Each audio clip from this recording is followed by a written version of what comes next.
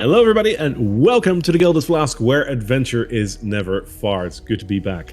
Glad to have you as our guest. My name is Barry and I will be your Dungeon Master for this session and for this campaign as well. And I'm joined by three wonderful people. Please introduce yourselves. Aman, I play Carla Lalacott, a halfling bard with an interest in the paranormal. I'm Daniel. I'm playing John Varenthal, the righteous human paladin of midnight, and a little something more. And I'm Marissa. I'm playing Casariel, the Aesmar cleric. If you've never visited our place before, we post weekly recordings of our playthrough on YouTube, and as you can see, if you're joining us live, we're also on Twitch, which we're very happy with. If you're curious about all the things we do, go ahead and visit our website, thegildedflask.com, or visit any of our socials that you can see posted below the video or below our Twitch channel. As we are still relatively new, we don't have any sponsors at the moment, but we do have a couple of awesome people that we want to shout out. We got Dchandra and Paradox for the amazing character art that we have, which still looks amazing. Pyram King, James RPG Art, and DM Andy for creating the wonderful maps and content that we will be using. And then we have Tabletop Audio, Scott Buckley, Phoenix Music, and Alexander Nakarada for the musical scores that we have in the background, which are just amazing. Love it. And with that, let's head into the tale. Tell me, do you like ghost stories?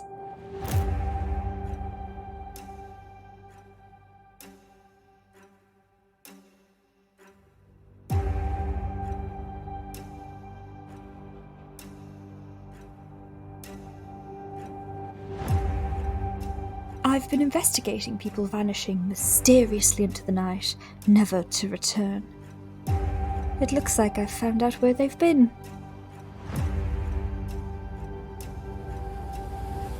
Good evening. I don't like this place. The air feels heavier. Did you hear that? What do you mean he's watching?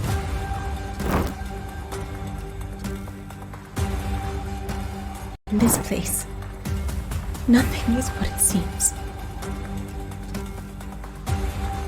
We come from an ancient land. There's no time for this. What are you looking for?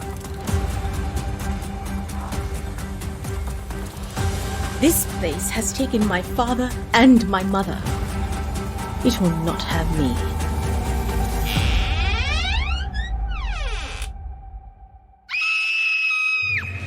We gotta move, now.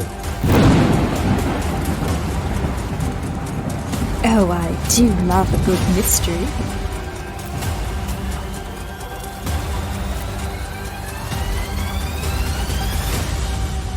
Barovia is mine, and so are you.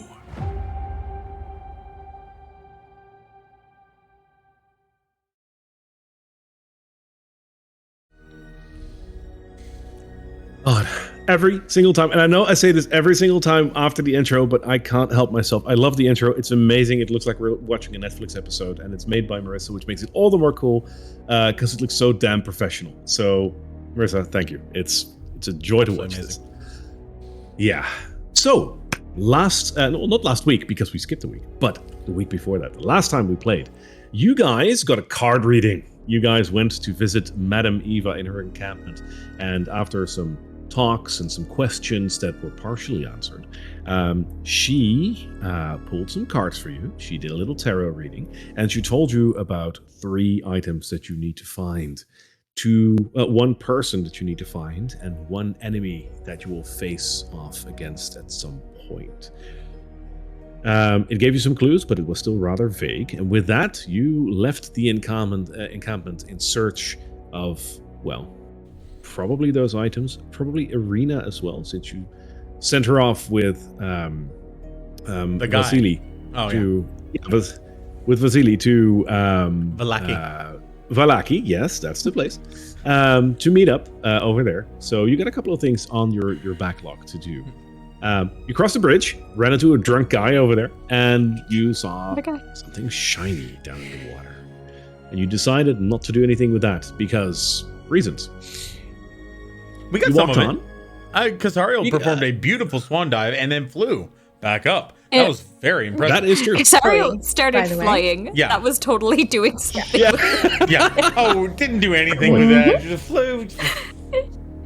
Casually sprouted wings. The yes. hell of a performance. As you do. You know, No you gotta big do what deal. you gotta do. And then moving on, you walked along the path for a little while longer, coming upon a little crossroad, where on that crossroad, a black carriage was standing. And as you three looked at the black carriage, one door opened. And that is where we ended last time. So let me get the map for you guys.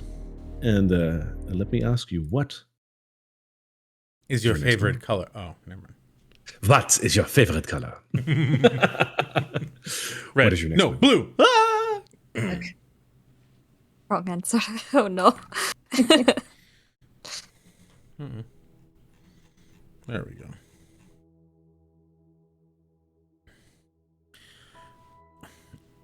I think we left off. Casero, you were doing something.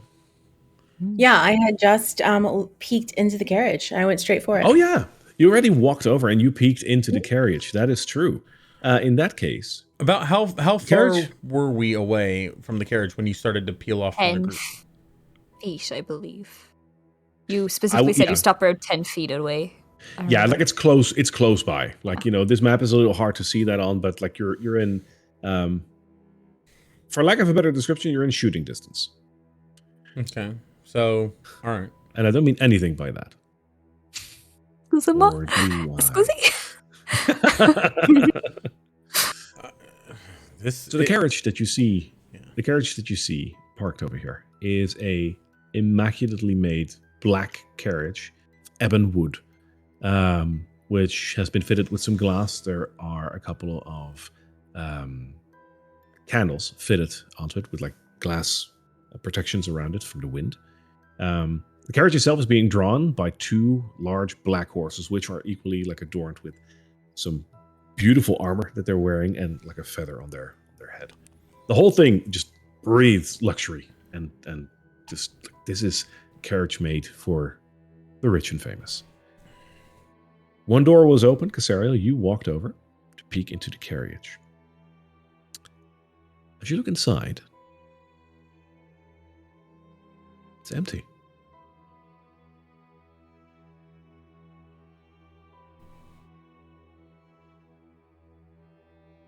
I'm going to turn back and say, there's no one here.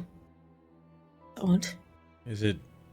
Do you think that they got out and went looking for something? I mean, there doesn't seem to be anything around. Possible. I mean, the carriage didn't drive itself here. Right? Right? Oh, yeah, I'm gonna sort of like, I'm keeping my distance, probably a little bit more than 10 feet away, and I'm just like walking around, making a circle around it, just to see if there's any driver or anything on the other side of it, like someone standing. There should be a driver on this. I mean, the horses are standing perfectly still. It feels as if they're being held in control. The horses do notice you, that you're walking around, but they're standing basically at attention. This is the way horses behave when they are being driven by a horse master. There's no one on the boot, though. Paula's going to like peek around Casario's legs towards it, and then seeing sort of that it's empty, will cautiously make her way closer and closer to the carriage, and she's going to pull out her EMF reader and start holding it and be like, "Is anyone here? Reach out to the crystal ball if you are." Your EMF reader hits the center of your EMF reader, so that's orange. But it's wiggling about a little bit, and every once in a while you notice that it's reaching a little bit further in near the red. Oh. And does the crystal ball at the end of it react in any other way? No Just- reaction whatsoever in the ball. Okay, seeing activity from it, she's going to, you visibly see her start like, sort of like bouncing in place as she starts kind of circling the carriage a little bit, seeing sort of every crevice of it. She's looking specifically for any signs of ectoplasm or ghostly figures or footprints on the ground that don't lead anywhere, like very much anything ghostly or paranormal. Give me an investigation check. How exciting. I don't even think my high investigation could help this one. That's an 8 8 total? total. Did you roll a 1? Rolled a 2. Ooh, not much better. There are no footprints around the carriage. Like, that is, I mean, you know, even with the troop, like, there's no footprints there. Looking around the carriage, there must be some sort of unseen servant or ghost or whatever on this cart. You're certain of it. There's no way that this cart shouldn't just be here. To be. I mean, those horses didn't drive themselves. I think it's ghosts. I think he has ghostly servants that he sends out to people. I'm going to say to them as I sort of circle back towards them. I'm going to look up the road a little To bit. jump in the carriage. Is it angled away from where we were coming? Is it angled towards the path where the side path that we weren't going? The carriage itself or the path? The carriage. So we were walking up a path towards towards Valaki. Yes. And So this you is were Fort coming Mountain. from you were coming from the south and you were heading up north. That is the path. That is the main path you're following. Right. This is a bit of a split off, a crossroads that goes towards the east, and the carriage itself is standing on that road and also parked towards the east. So the horses are towards that road. Okay. So he's gonna walk to Casariel and say, "If I didn't know any better, this seems almost like an invitation." Oh.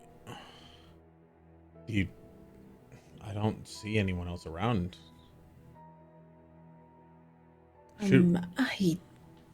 don't know about that. I mean, We're surely. Well, what? supposed to be going to Valaki, right? I mean, we are meeting Irina. Yes.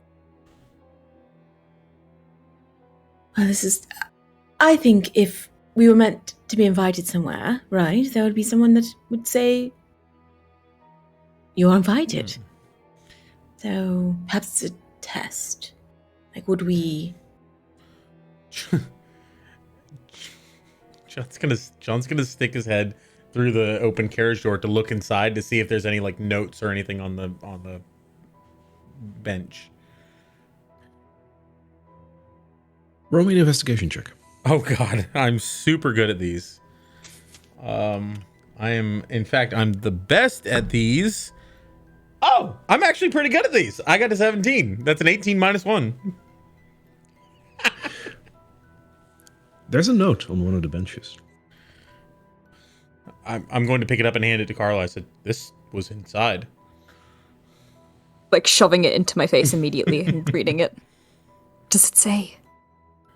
It's written in a language that you don't recognize. What does it Did say? you speak this? And I show it to them. I'll take a look at it. Is it celestial? John, it's written in a language that you don't recognize either. It's very, very wavy. The letters are very wavy. I think I'll take a look as well. Someone's child was in this cart. They're probably drawing something. Casariel, to you, it looks like a language that you might know, but you can't read it. It's a very angular letter system. I'll have to save it. I know there's ways magically to I mean, interpret things. should we take it? I mean, if the carriage owners come back, that we shouldn't go taking things from their vehicle. Yes, I'll put it right back after I scribe it. You While want she's to doing that, transcribe I'm it? I gonna. love it. I'm just gonna make a circle around the carriage and keep a lookout. You know, Yep. it's like kind of clocking our surroundings. And you're not taking a note, you're transcribing it, right? Oh, no, I'm waiting till John stops looking at me and pocketing it. Okay, yeah. The moment she cool. said she was transcribing it, he turns and like basically leans against the cart and just sort of like chills. Like, Pop it in, and you I'm going to pocket it? I'm going to pocket it, and I'm going to take out a blank piece of paper, Yep. and I'm going to quickly write, "Hello, love, Carla," and fold it up and put it back in the carriage where he found it. Love it. John just sort of like he sees you doing that. You're like, all right, I guess he looks for Casario. I guess we should be off on our way. I mean, but aren't horses like perfectly? Those horses are just waiting there.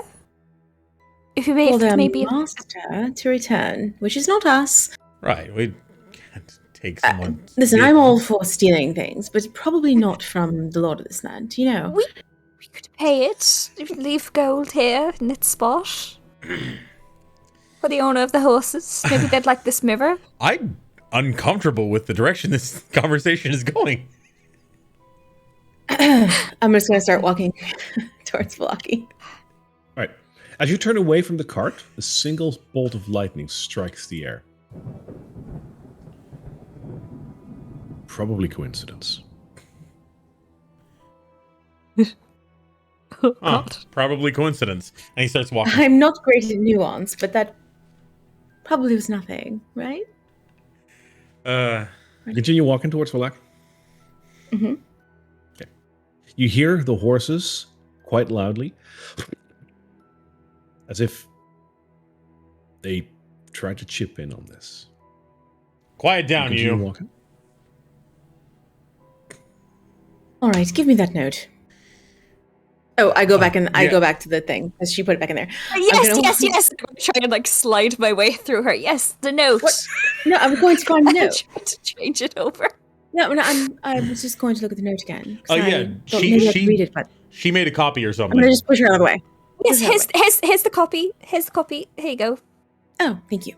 We don't want to all right. disrupt the. I'll open it again. I gave her the actual note. I can't read it, right? No, it looks like it definitely looks like a language. It's just not a language that you're familiar with. I mean, what? I'm gonna go over to the horses. I'm just gonna look at them. Are you trying to tell us something? They're standing at attention as if they're ready to like bolt. Like it feels like they're ready to bolt, but they don't look scared. Casario, they're just probably waiting for a very, very irresponsible owner of this cart who just left it here completely unguarded. That's irresponsible. If we find out who owns it, I'm going to give them a talking to, because this is just ridiculous. Is there anything around here? I'm looking, is there any reason why this carriage would be stopped here? Like, is there like a lake or like a... No, other than the fact that it's a crossroads. I mean, there's a signpost, but other than that, there's nothing special here. And the signpost says... The signpost has 3 signs on it, which you can read. The one pointing towards the north says Valaki. The one pointing towards the east says Castle Ravenloft. And the one pointing towards the south says Barovia. I still find it very odd that this whole place is called Barovia, and there's also a town called Barovia. It's very confusing. Shall we? Maybe they weren't creative with the naming. Although, John, you said you think this might be an invitation. I mean, it's standing here completely open as if it's waiting for us, but I mean, that's ridiculous. I don't know if that's not as ridiculous as you think. In fact, I think that might be a really good assumption, considering. Listen, what's going to happen is we get in that cart, the horses think that we're the owners and they take off, and then there's some poor sap who's left out here completely alone and with no modes of transportation. That wouldn't be right. I mean, we still have to maybe help Arena, right? let me try one more thing. And I'm going to root around in my bag for my Ouija board cloak that I have discarded as I've used the cloak of protection, but I kind of root around and I start spreading it out, and I take one of my daggers, the one with a circle at the end of it, and place it down. All right. And I kind of look at the other two expectantly to join me within this ritual. Ouija board time. I'm not touching that thing. I will. Okay. I place basically two fingers on one side of the dagger, and I kind of look expectantly to Casariel to do the same. I do. Is anybody here?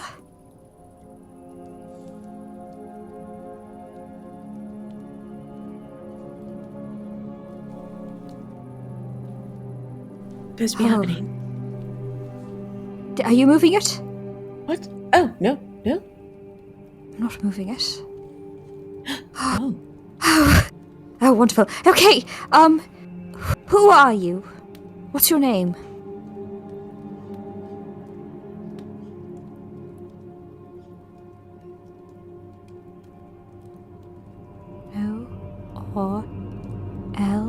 O-R-L-O-V.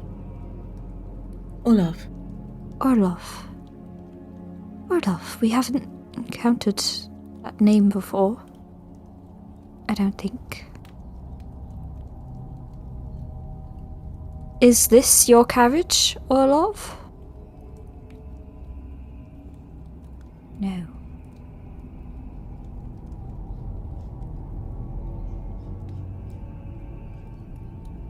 Should we enter the carriage?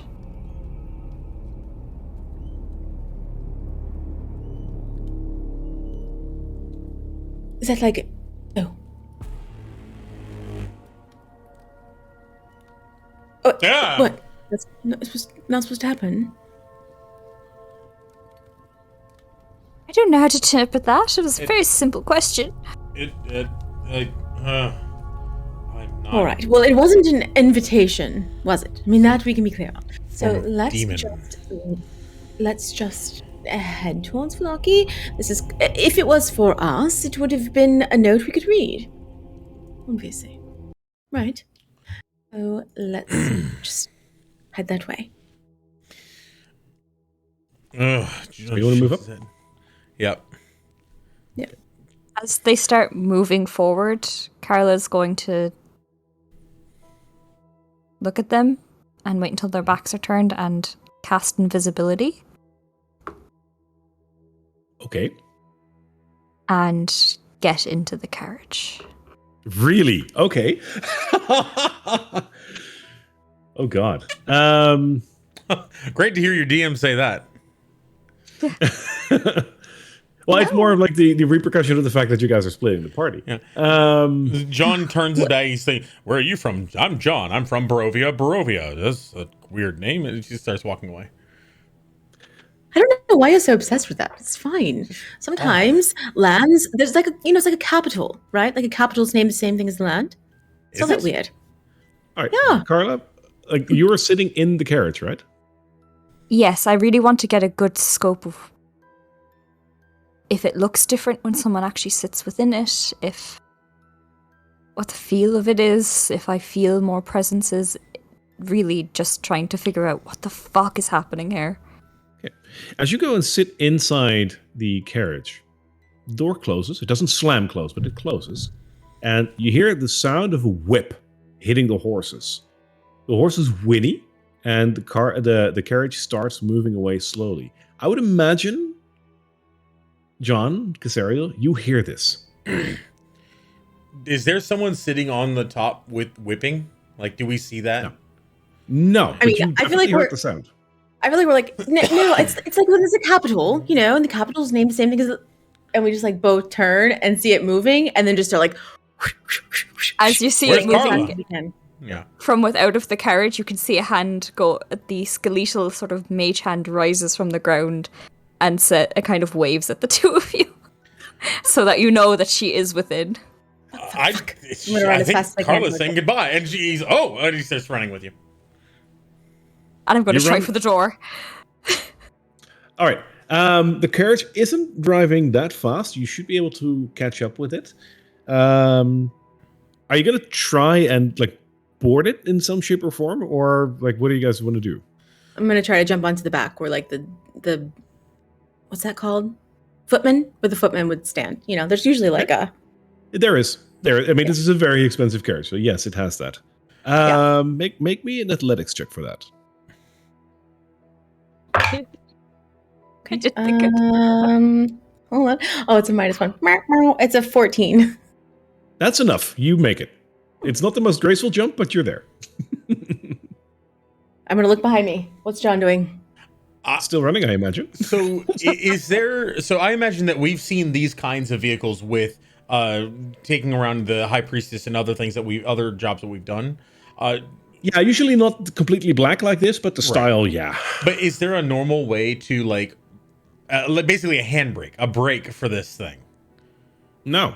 I mean, just pulling the reins on the horses. Well, John is going to run up, and as she jumps on the back, he's going to jam his maul into one of the wheels in the back to try to stop it. He's just trying to stop this thing right now because, as far as he knows, Carla's inside. Okay. Give me a... How are we going to roll that? Give me...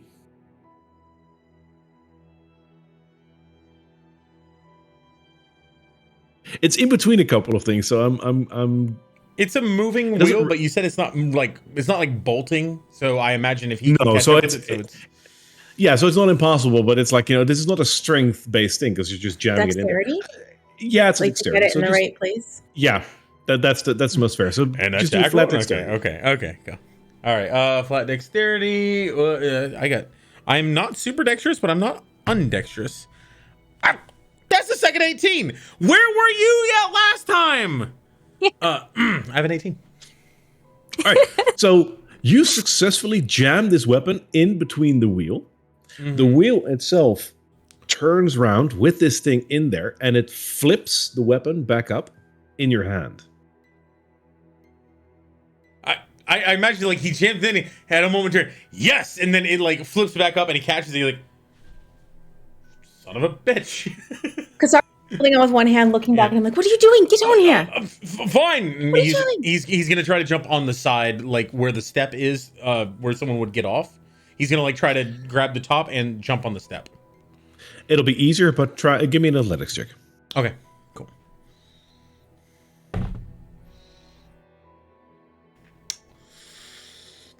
I got a 6 with my +4 modifier is a 6. So I got a 2. Okay, give me an acrobatics check to see if you can hold on, because like you jump on, but you slip. Fantastic. 11. Okay, I'll honor that. It's very diselegant, but hey, you're John after all, so you managed. Oh! You managed to get onto the carriage. So, boop, Oh god. you are now onto the carriage, and the carriage moves up the path. Can we see Carla inside? Because as far as we know, she's invisible, but we saw the mage hand. Are you still invisible, Carla? Mm-hmm. She's not in there. Stay invisible. She- I'm gonna There. go up against the glass of like I imagine there's like a glass pane at the back looking out towards like Yeah. the back end. I'm gonna breathe on it with fog and then write "I'm here" in the fog. There's I was a ghost almost inside. expecting the Titanic scene with the hand. You know? Yeah. When I see that, I'm gonna like hoist all my skirts up and go, "For fuck's sake!" And I'm gonna climb up. So now I'm on the top of the carriage, wind rushing through my hair, and I want to try to. I'm gonna like reach over and bang on the side of the carriage, like where the window is, for her to, you know, kind of trying to signal for her to open the door so I can swing in. Yeah. I'll get the mage hand, to open the door for her. The skeletal hand sort of rises up and And you can. This isn't a car, so the door opens. opens. I thought I would be trapped in here, to be honest. Okay. I'm gonna look up and make sure there's no trees, no branches that are gonna knock me off of this thing or mess me up. They won't Come mess in. you up, but there's trees around here, so you don't know what's around the corner. Okay. I'm gonna try to time it as best I can where there's no trees coming, and then I'm just gonna try to like to shimmy myself to the side and then toss myself into the carriage. All right. That's an acrobatics check. Oh, that's better. That's much better than athletics. I know. Okay, 16. That's enough. Oh, I'm You sorry, get in. 15. 15. That's still enough. Yeah, you get in there. Okay. Okay. I don't see Carla. Nope. It's not going to Daniel, change. you're still on the side? Do you see her? Is she in I there? know you're in here. What are you doing? Where are you? I'm here. I'm going to say from one end Yes, and then she's in move here. towards the other. Okay, I'm gonna try to shimmy my way along the side to jump on to basically be where a driver normally would be, and sit All right. there. And look do you want for to go reins. via the roof or via the side? Along the side, because I'm already along the side. I feel like it'd be easier to like clamber over. It's because there's a spinning wheel there, yes, but I imagine it. You know, I could step onto the platform that the person sits with reins. Give me one acrobatics check on that, but you should be able to do this. All right, I'm basically looking for the reins on this thing. Oh my god, 7. God. You slip and you slip and you're still holding on to the carriage, but it's not looking good for you. Give me a strength check because this thing is like also going along the path and whatnot. Does So let's see if he you can hold on. scream or shout whenever this Ah! happens? I got a 17. Okay. All right, you're gonna hold on, but you're still on the side. I'm gonna keep trying. Try and help him. I'm going to remove the skeletal hand from one side of the door, swing it around, and try to help it, like, sort of give him just even like that 10-pound push, at least to try and keep him up and like catch him. Not even catch him, but try to like at least add some blockage before he falls.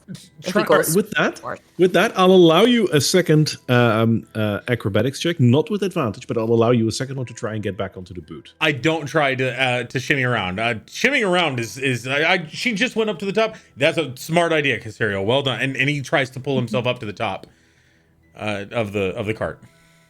Okay, you can just do that. That's Okay, fine. cool. And then he's gonna try to sit down where the normal, yah person would be. That's the boot. Sure. Are there reins? Are there any reins that he can grab? There's reins, yes. The horses have reins like attached to them and like towards the cart. Are they grabbable? They are. All right, John. Yeah, He's gonna they grab feel him like and he's black leather reins. He's gonna grab him and pull him. Whoa! As he's probably seen other people do it before. As you pull them, the reins almost seem to extend. Like the strength you put into it just feels like they just elongate and then just go back. He's gonna have this like pile of reins behind him as he's pulling. Okay. So nothing You happens. have a coil of that. No. Okay. I can't stop this thing. I'm going to be so honest, and I'll uninvisible myself. I didn't think that would happen. No. What were you doing in here? I thought that it would know that I was in here and I could look around more. We're approaching a building of some sort. Well, As you move along the path, and this takes about an hour. This ride. You notice that you have. Jeez, It's a drive. so sorry. You go through a mountain path, and the amount of trees around you start to give way for just empty rock. You notice that you're going slightly uphill, and you turn a couple of corners, and one point, you turn a corner, and in front of you is just a vast castle on the edge of a cliff. It's a magnificent place to build a castle, for sure. The person that decided to build this castle over here surely knew that this would be the location for a castle. It looks like a giant castle with a couple of towers. And the building is very wide and probably also very deep by the look of it. This is a castle where you could hold an entire court rather than just one person. It looks immaculate. As you approach the castle, you notice that there are some lights burning. The carriage itself stops just before the drawbridge, which spans a very, very deep crevice.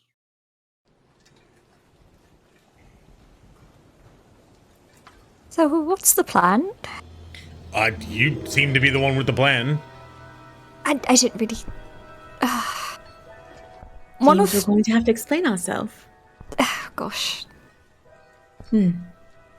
It's still loading for me. It Not can to take a second worry. because this is a rather large map. Yeah, no problem. We certainly wanted to come here eventually, so we will apologize for taking the carriage ride, which clearly was not for us. And we will offer our introduction and deference to the Lord of this land. Right? I certainly hope Sounds Arena's good. fine. You're very worried What? about Arena. What's... We've You keep thinking about her. What's She's- going on there? Pretty? She's in peril. Her life is in danger, and she and Vasily were going to Is Velocity it? Is it in danger? Because I feel like she was being protected. Her brother had his neck snapped in front of her. Yeah, because he was... Well, if the Lord is busy with us, he's not going to be busy with her. I suppose that's an upside. We're living proof that the leader does not need to leave their home to get something done. Cassariel and I, Right. if the High Priestess wants something done, we go do it. So, he doesn't necessarily need to be busy to handle people.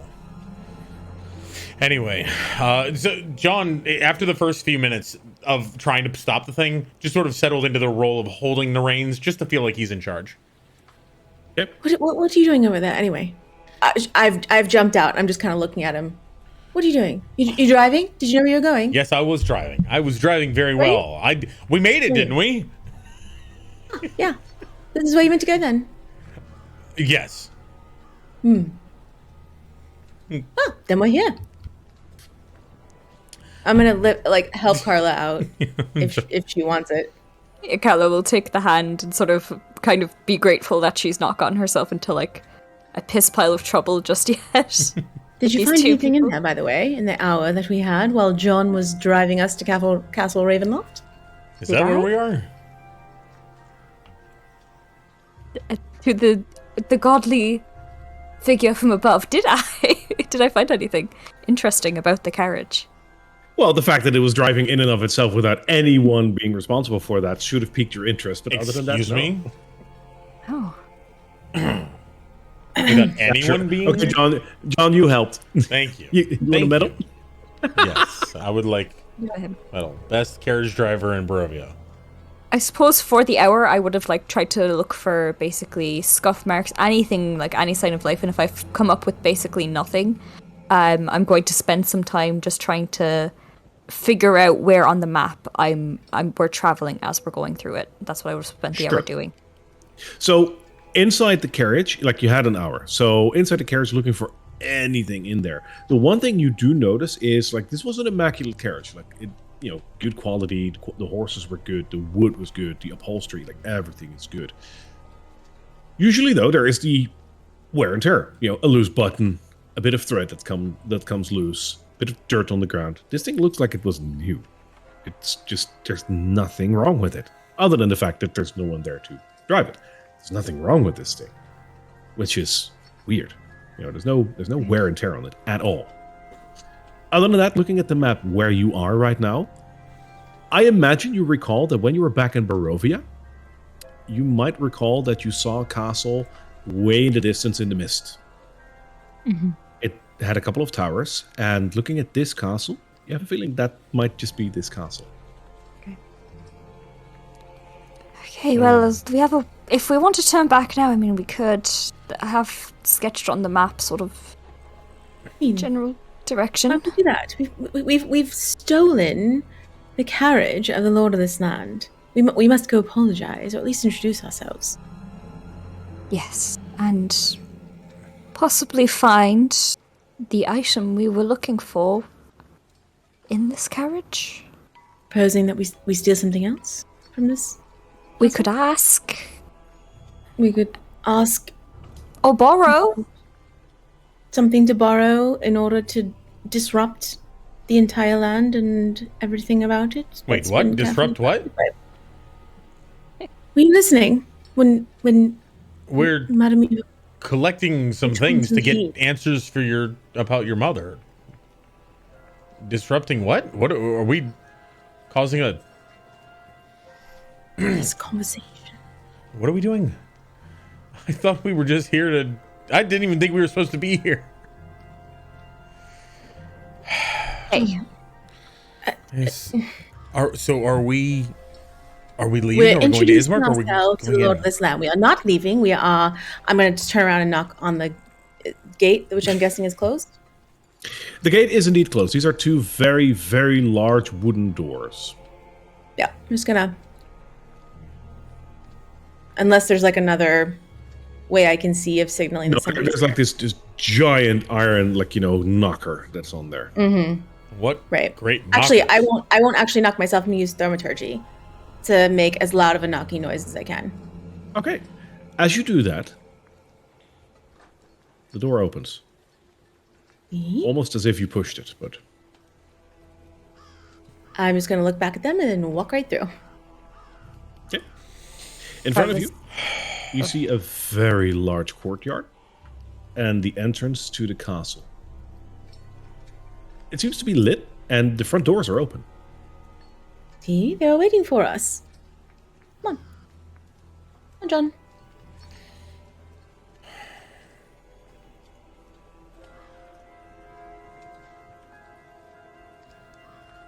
just before we get up to the steps, I'm going to grab John a little bit, just to the side, and I'm going to say,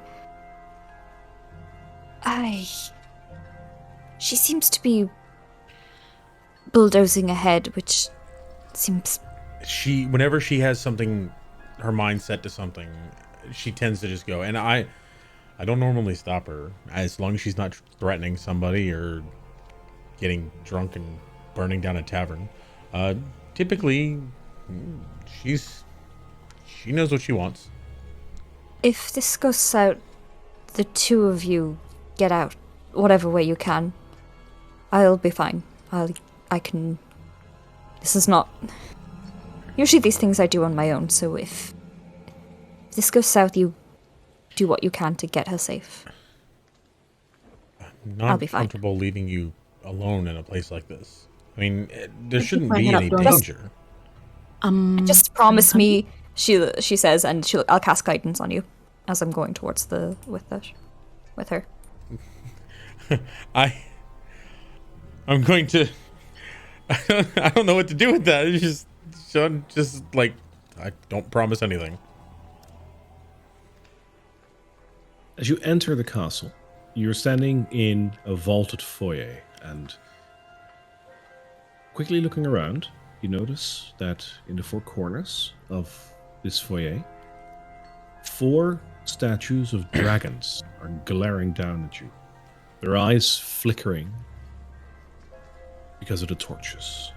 Or is it the torches? What's the lighting like in the room? Torchlight. So it's lit, but torchlight. Are there like sconces on the sides of the walls, or? Yes, a couple of sconces, and they're high up. If you want to reach them, you'd need a ladder. Okay, and he's not going to be taking anything. But is there any? I think Casario was looking for some method of signaling on the door before. Is there any like a bell or something that you would normally ring to get the attention of the ones who live here? No, you don't see it. As a matter of fact, this is just, you're already inside, so the doors are open. Dragons. Is there any difference between them, or are they identical? They're identical. They're very, this is craftsmanship stonework. The statues are beautiful.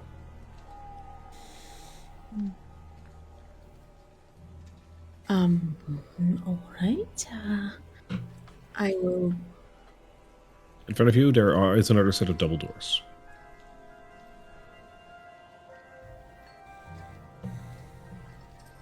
Are you going to knock, Carla? Might as well. And Kyla's going to reach like one tiny hand up and give it all her might to like knock on that door. And as you do, the door gives way and opens. Poke my head around it before entering. Allow me 1 moment.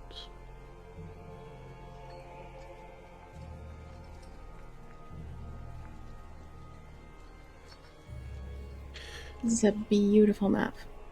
Holy is. shit, it really is. Yeah. And this is only like you only seeing part of this. You ain't seen nothing yet. Walking into the great entry of the castle, or so it seems. Again, there's a lot of craftsmanship that has been put in this room.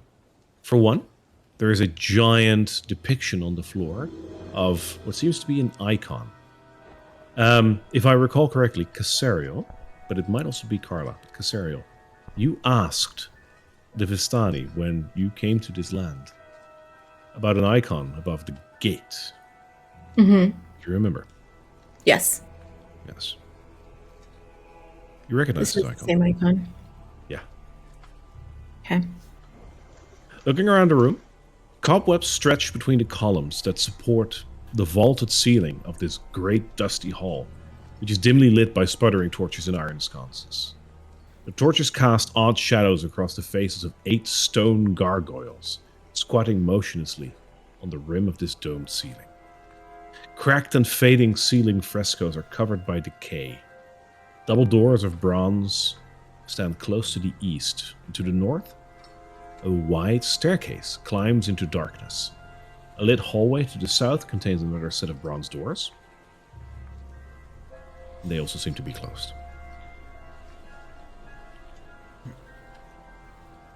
I will also give you the part of the stairs. Here you go.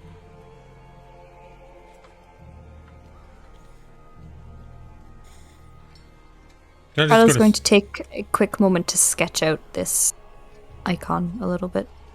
Sure. Yeah, one. Hello? You call out hello. Mm-hmm.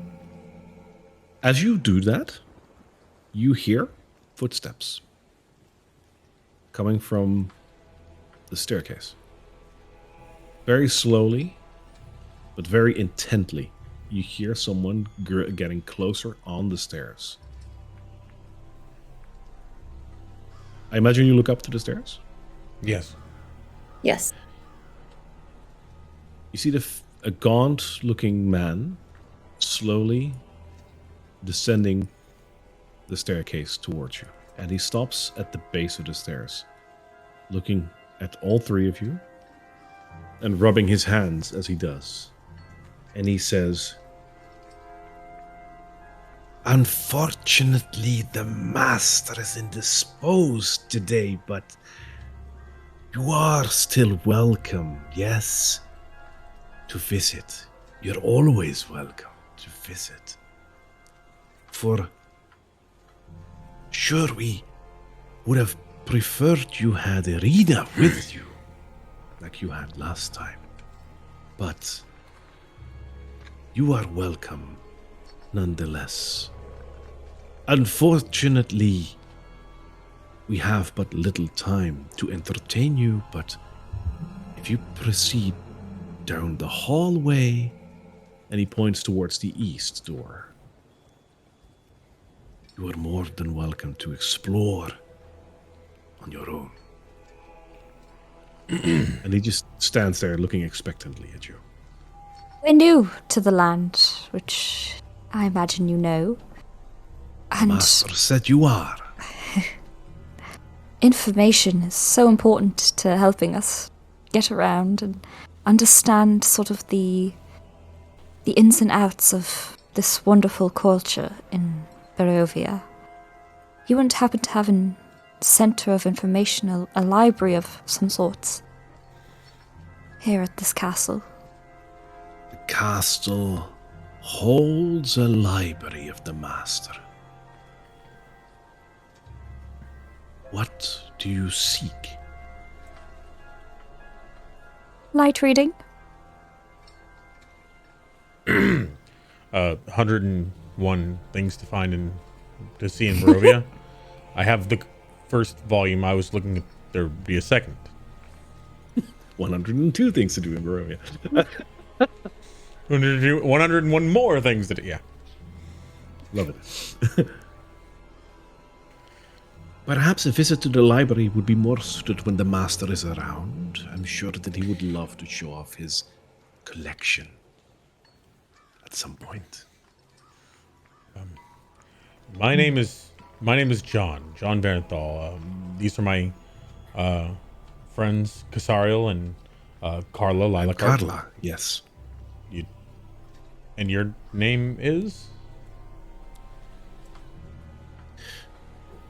My name is Rahadin, Rahadin. servant of the Lord of this land. It's nice to meet you. We came here in a very odd cart. It sort of started up on its own. The horses were very difficult to sway. We wanted to apologize to whoever. It seemed like this was yours, and we wanted to apologize for The cart taking it. is property of its master, and he preferred you would not make your feet more tired than they might already be with all this traversing of the land that you have been doing. You must be tired, yes? Oh, right. So can we Perhaps he take would it? allow us to use it. Yes, We plan on traveling so far to That would see be- all of Barovia. that would be very When the gracious. master sees fit for you to use the carriage, he will send it for you. Good to know. Tell me, we ran into a man on our way here. Orlov? Have you met him before? The master has many subjects. His name sounds unfamiliar. Insight check. Is he Sure. lying to me? Natural one. This man's being so No. honest. No, this guy is a bastion of truth. For sure. Yeah, this guy could be He's a never paladin for all lying. you know. I mean, him and John, kindred spirits. Okay, he's been generally friendly towards us thus far, or at least his ulterior motives don't seem to be his own, so I will respectfully not think about that. Very respectful, of course. We appreciate the hospitality. We did have business elsewhere. I'm not entirely sure. Casariel, why are we here again? Rahadin, was it? Yes. Pleasure. Forgive me. Was the carriage for us? The carriage was part of a series of tests the master likes to present to those he deems worthy. I'm going to just look back to Carla and give a little smile. Oh, well. Hopefully it- our impertinence does not mean we failed the test. Of course not. Um, He would like to help you on your quest. Quest? The Lord has many eyes and many ears, and word has come to him that you are seeking certain items that will help you advance your journey through this land. My Lord feels that he could be of assistance with your quest. He wants to help us find the items. But of course, He has many eyes, many ears. Does he have many faces? And I'm going to pull out the mirror and flash it at him that we found. he grins at the mirror. He says, "It's an interesting analogy. But no, the Lord has but one face." Interesting. And I'm going to let the mirror fall to the ground and go, oh, interesting. So silly. So clumsy of me. Hang on.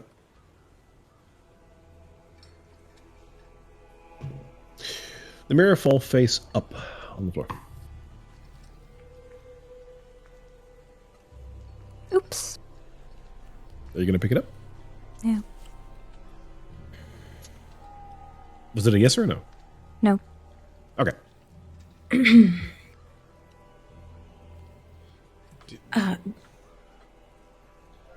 You dropped your mirror, Carla. Yes, I have. Though I think it's returned to the place it's meant to be.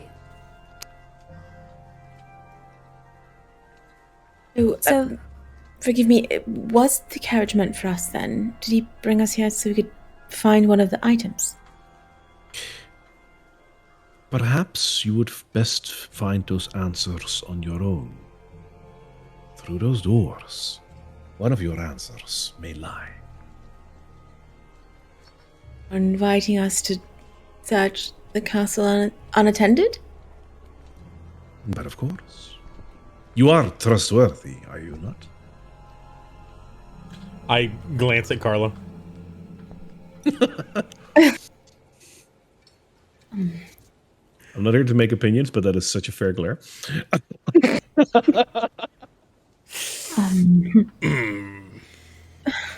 I mean, there are two champions of your. What's her name again? Saloon. Saloon. Sorry, there are two champions of Saloon here, of course. They're trustworthy.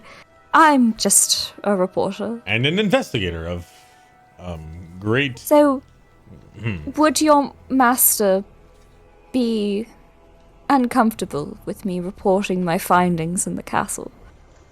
I'm sure the readers would love to hear all about Barovia. New blood in the area. It seems you've been encountering the same faces again and again here from the stories we've heard. Drum up tourism. The Lord is not opposed to newspapers and tabloids, no. To know. No hidden secrets that he doesn't want getting out into the air. Dirty laundry. That is for the Lord to elaborate on. I am but a simple servant, of course. Sure. We should not like to intrude. Of course, we feel awful being uninvited guests, and are very much interested in meeting the Lord at his pleasure, of course. When the Lord has time, he will visit with you. Does Casariel seem not flustered, but not like off, not as confident as normal? Because he's not used to seeing her unsettled. She seems like very confident in what she's doing. She thinks you two are muddling up the whole situation. Okay. Yeah, she's trying to take point here, and you guys are like, is he trustworthy? Is he, whatever, like trying to show mirrors and stuff. And she's trying to be super deferential, like very, a subject of the land. That's how she's kind of looking back at you guys like, yeah. Okay. Yeah. Rahadin, I have a question. He's gonna kind of walk closer to Rahadin and look back at them and lower his voice, say, was the piece of paper part of the test? Because I couldn't read it. He just grins at you and doesn't give you an answer. John, as you get closer, you notice that this man in front of you looks strange by all accounts. He looks like he's both 40 and 40,000. It's so strange. This guy looks like he's really old, but he isn't.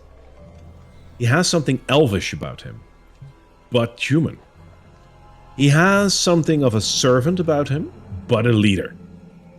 He has something of friendliness about him, but wretchedness. It's so weird to put a finger on him. Yeah, he, when he grins at me, he doesn't say anything. John's just going to sort of back up. Okay. Thank you. Good talk. What are we doing? Sarah, Carla, are we going?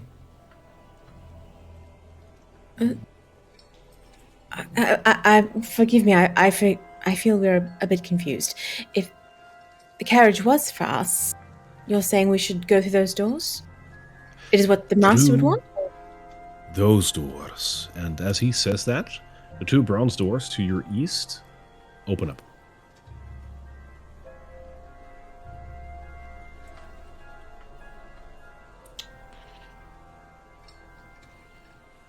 Very nice to meet you, Rahadin. I guess we'll make our way through the doors? Please. Please not stray too far. The castle is old. Dangerous at points. Wait, what? But if you go where you are asked to go, no harm shall befall you. If any of you are paying attention at that words, you can see Carla's face visibly like drop from like almost like glee to just oh no. How will we know where we're asked to go? What kind of danger? I bid you good night, he says, and he turns around and he walks back up the stairs.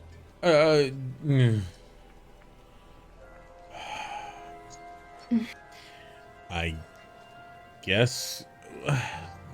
What? I mean, just because someone invites you here doesn't mean we have to be here. We still have to. We had a plan. We had a goal. What happened to Velaki? What are you looking at me for? Good point. Carla, where's She's Carla? already so ahead. She is pulling out notes from the items that we were meant to find. She's trying to pull together any mention of Strahd as she sort of goes forward to try and piece together what this could mean. Hang on. You walk into a hallway, and the hallway itself looks relatively simple, if not for the vast amount of armor, suits of armor that are lining the wall. As you walk in here, it feels as if the armor, not all of them, but some of the suits of armor are watching you. You can't shake that eerie feeling that they are following you with their eyes, even though their heads aren't turning.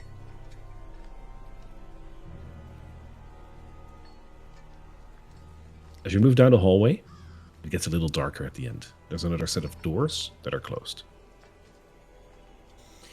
Were there not lanterns, torches or any form of lighting earlier? There are sconces, but the last few aren't lit, so it's a little darker down the hallway.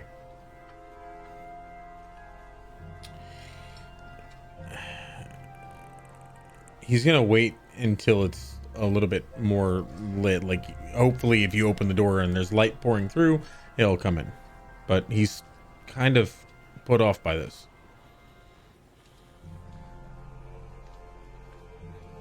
Confused. Are we supposed to be here or not?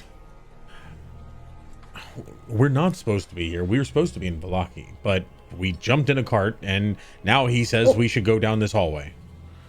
All right, then I'm going to use thaumaturgy and open the door. Okay. As you do so, you can't help but shake the feeling that all of the suits of armors are drawing their attention to you as you cast this spell. The door opens. As the door opens, give me 1 second. Light indeed spills back into the hallway from beyond the door. Because, and this requires a bit of drawing, so give me 1 second. No worries. Beyond this door is a very, very large room. The room itself looks kind of like a chapel. There's some pews strewn about. They're not in the best of state anymore, but they're definitely pews. But it seems as someone has had a bit of a scuff with them, if you will. At the end of the room, there is a couple of steps up, and there is an altar. On the altar itself lies a man against the altar, one hand clutching what seems to be a statue, the other hand limp next to him.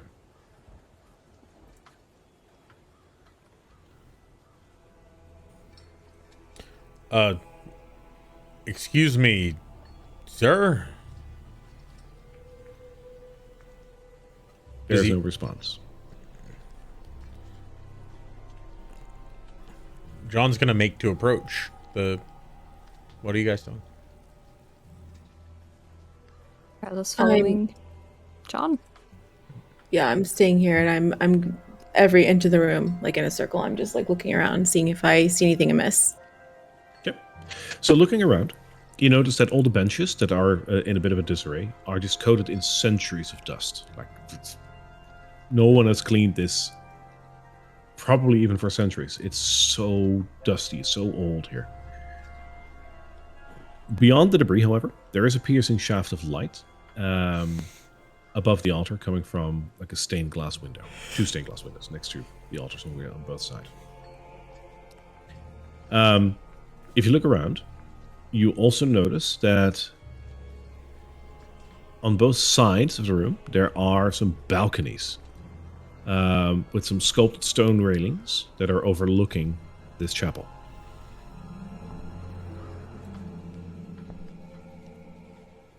The gentleman that is sitting in front of the altar, or rather against / over the altar, is wearing very fine clothing, a very beautiful cape. There's also a weapon next to him. Is that this? Yes. That on this map, that is very much there. Carla is going to immediately beeline for the weapon Okay. and pull out Do the you wanna magnifying glass and start sort of Yeah. inspecting it. Right. For one, I will tell you the weapon is not coated in the same amount of dust as the rest of the room. For the rest, I need an investigation check. Or... before I'm going to give you the or. What are you looking for? I'm looking for if this looks out of place. I'm looking for if this is magical. I am looking for if this has been used recently. I'm trying to get like kind of context with this weapon. Why is it laid here as opposed to in someone's hand? All right. That's an investigation check. for now. Okay. With disadvantage because I have that thing, right? Yep. Yep. Oh, that's right. a 12. 12. What's interesting is if you look at the weapon and then you look at the gentleman, it sort of fits together. Like, it's the same kind of style. The gentleman itself is wearing like a black cape that's embroidered with gold filigree.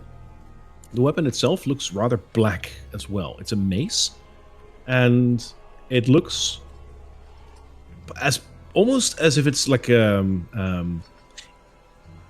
if you're a priest and you join an order, like this is something that Casaria could probably tell you all about. If you join an order and you make it through your tests and whatnot, at some point you will get your regalia, which is probably like a set of armor and a weapon that is sort of like fitting together to symbolize the colors or the emblems of the order, right? That's how this works with religious groupings and whatnot. You've been around the block a couple of times, Carla. You recognize that with this. It feels like it's a set. I'm going to kind As of... to if it's magical, it would require a little bit more study.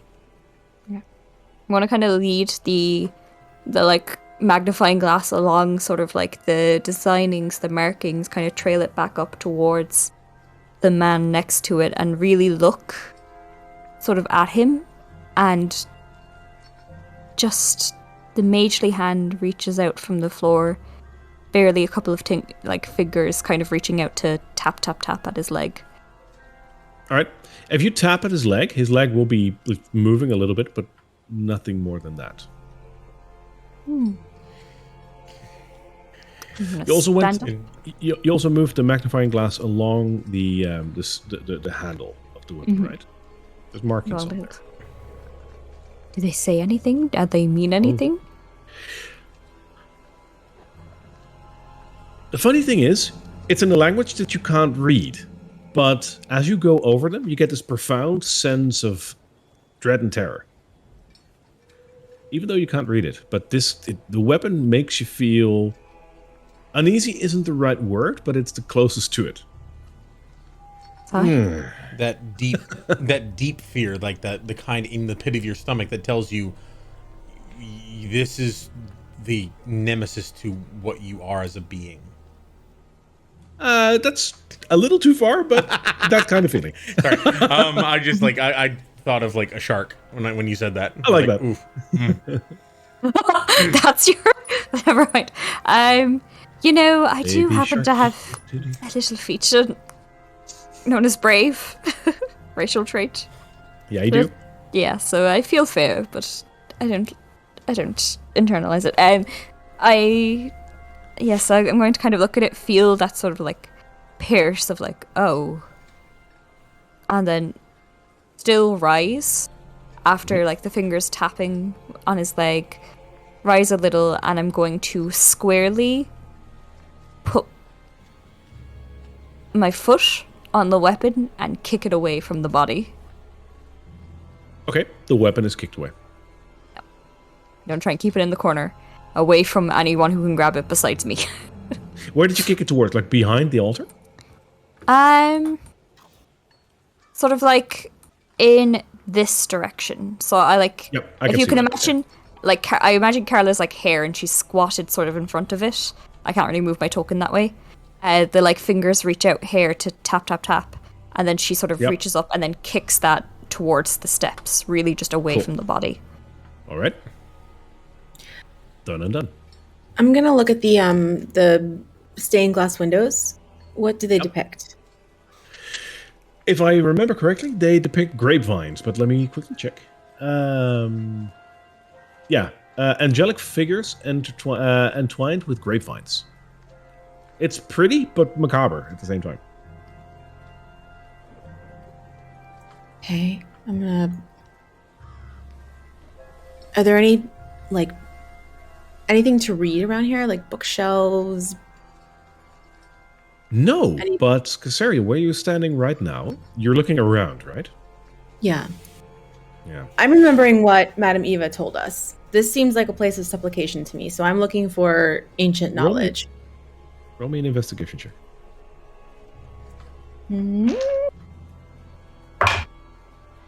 Oh, okay. Investigation. 15. 15.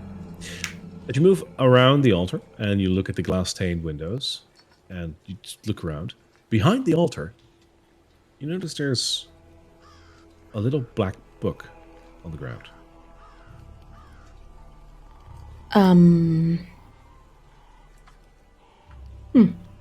Does it look like it's been there for a long time? Yeah. Okay. I'm gonna look around it. I'm looking to see if it looks like it's trapped. Like it was on a lever that wants to murder me. Something like that. You're a smart cookie. Do me give me another investigation check on that. There's a book here. But you know, I want to read it, but seems a bit too convenient. I don't know if you two want to take a peek. Don't touch it. Maybe one of you are a bit better at making sure it's not booby trapped or whatever. Maybe you could use your hand. I will give it a go.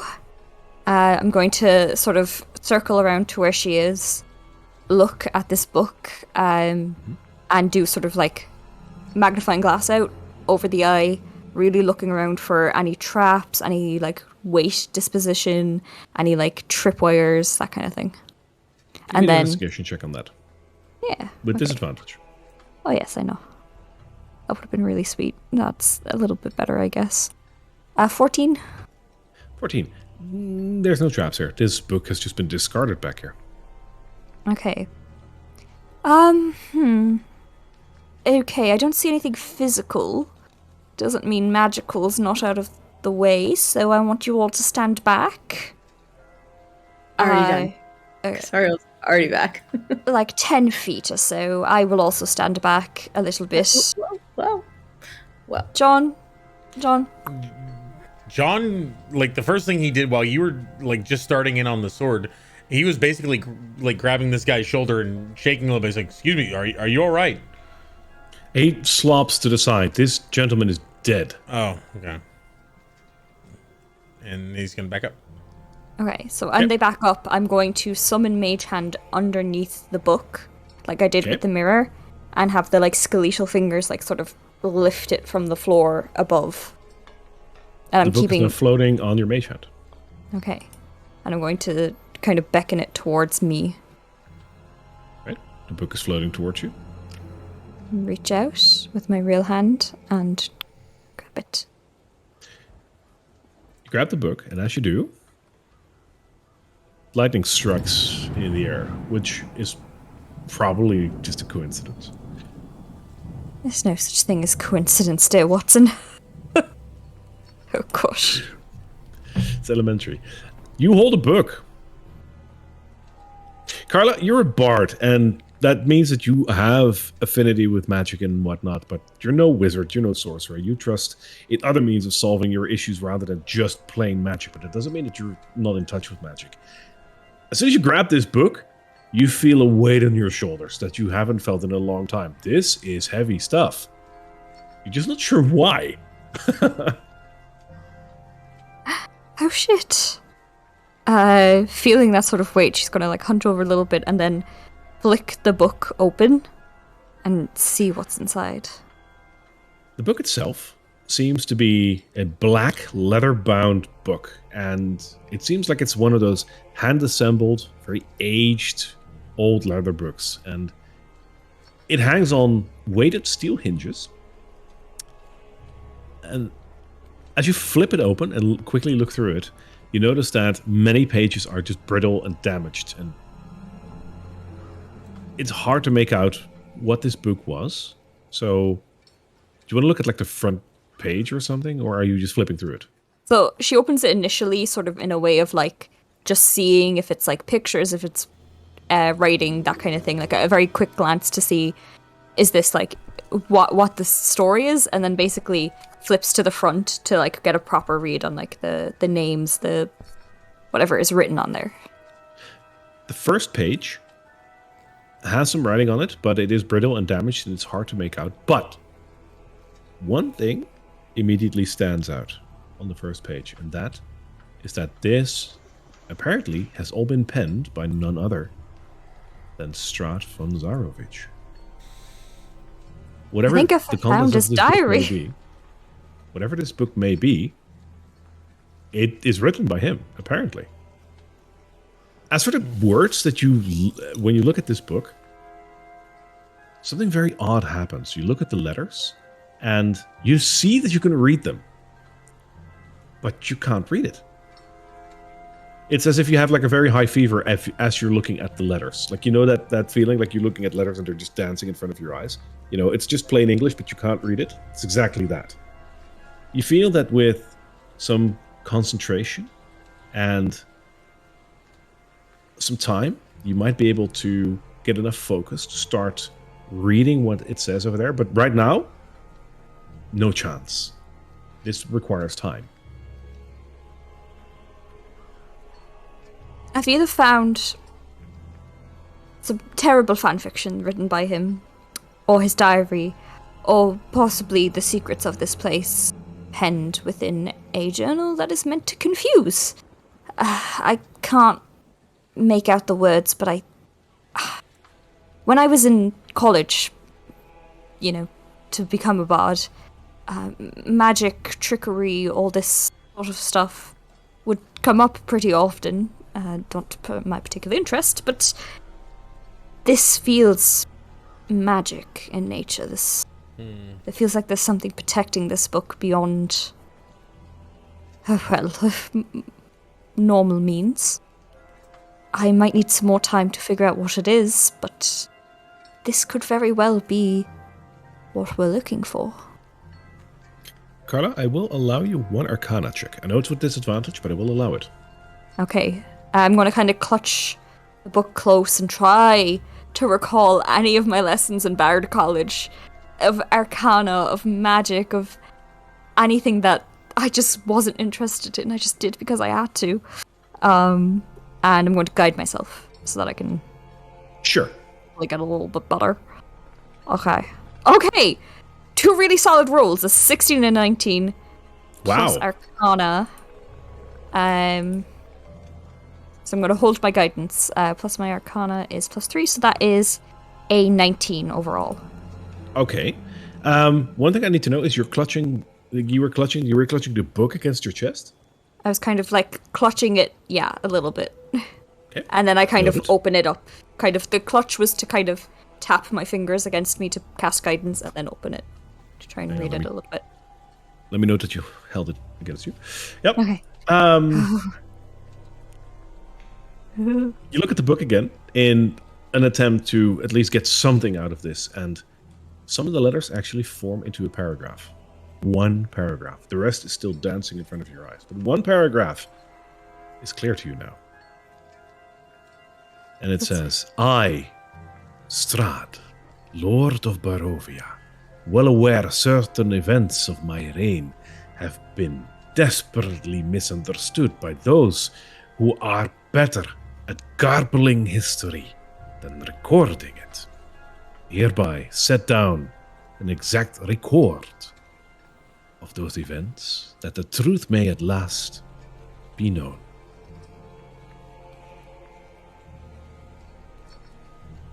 It's a history book. I repeat the paragraph to them. I can only make out some of the words, but This would have a lot in here. I need time.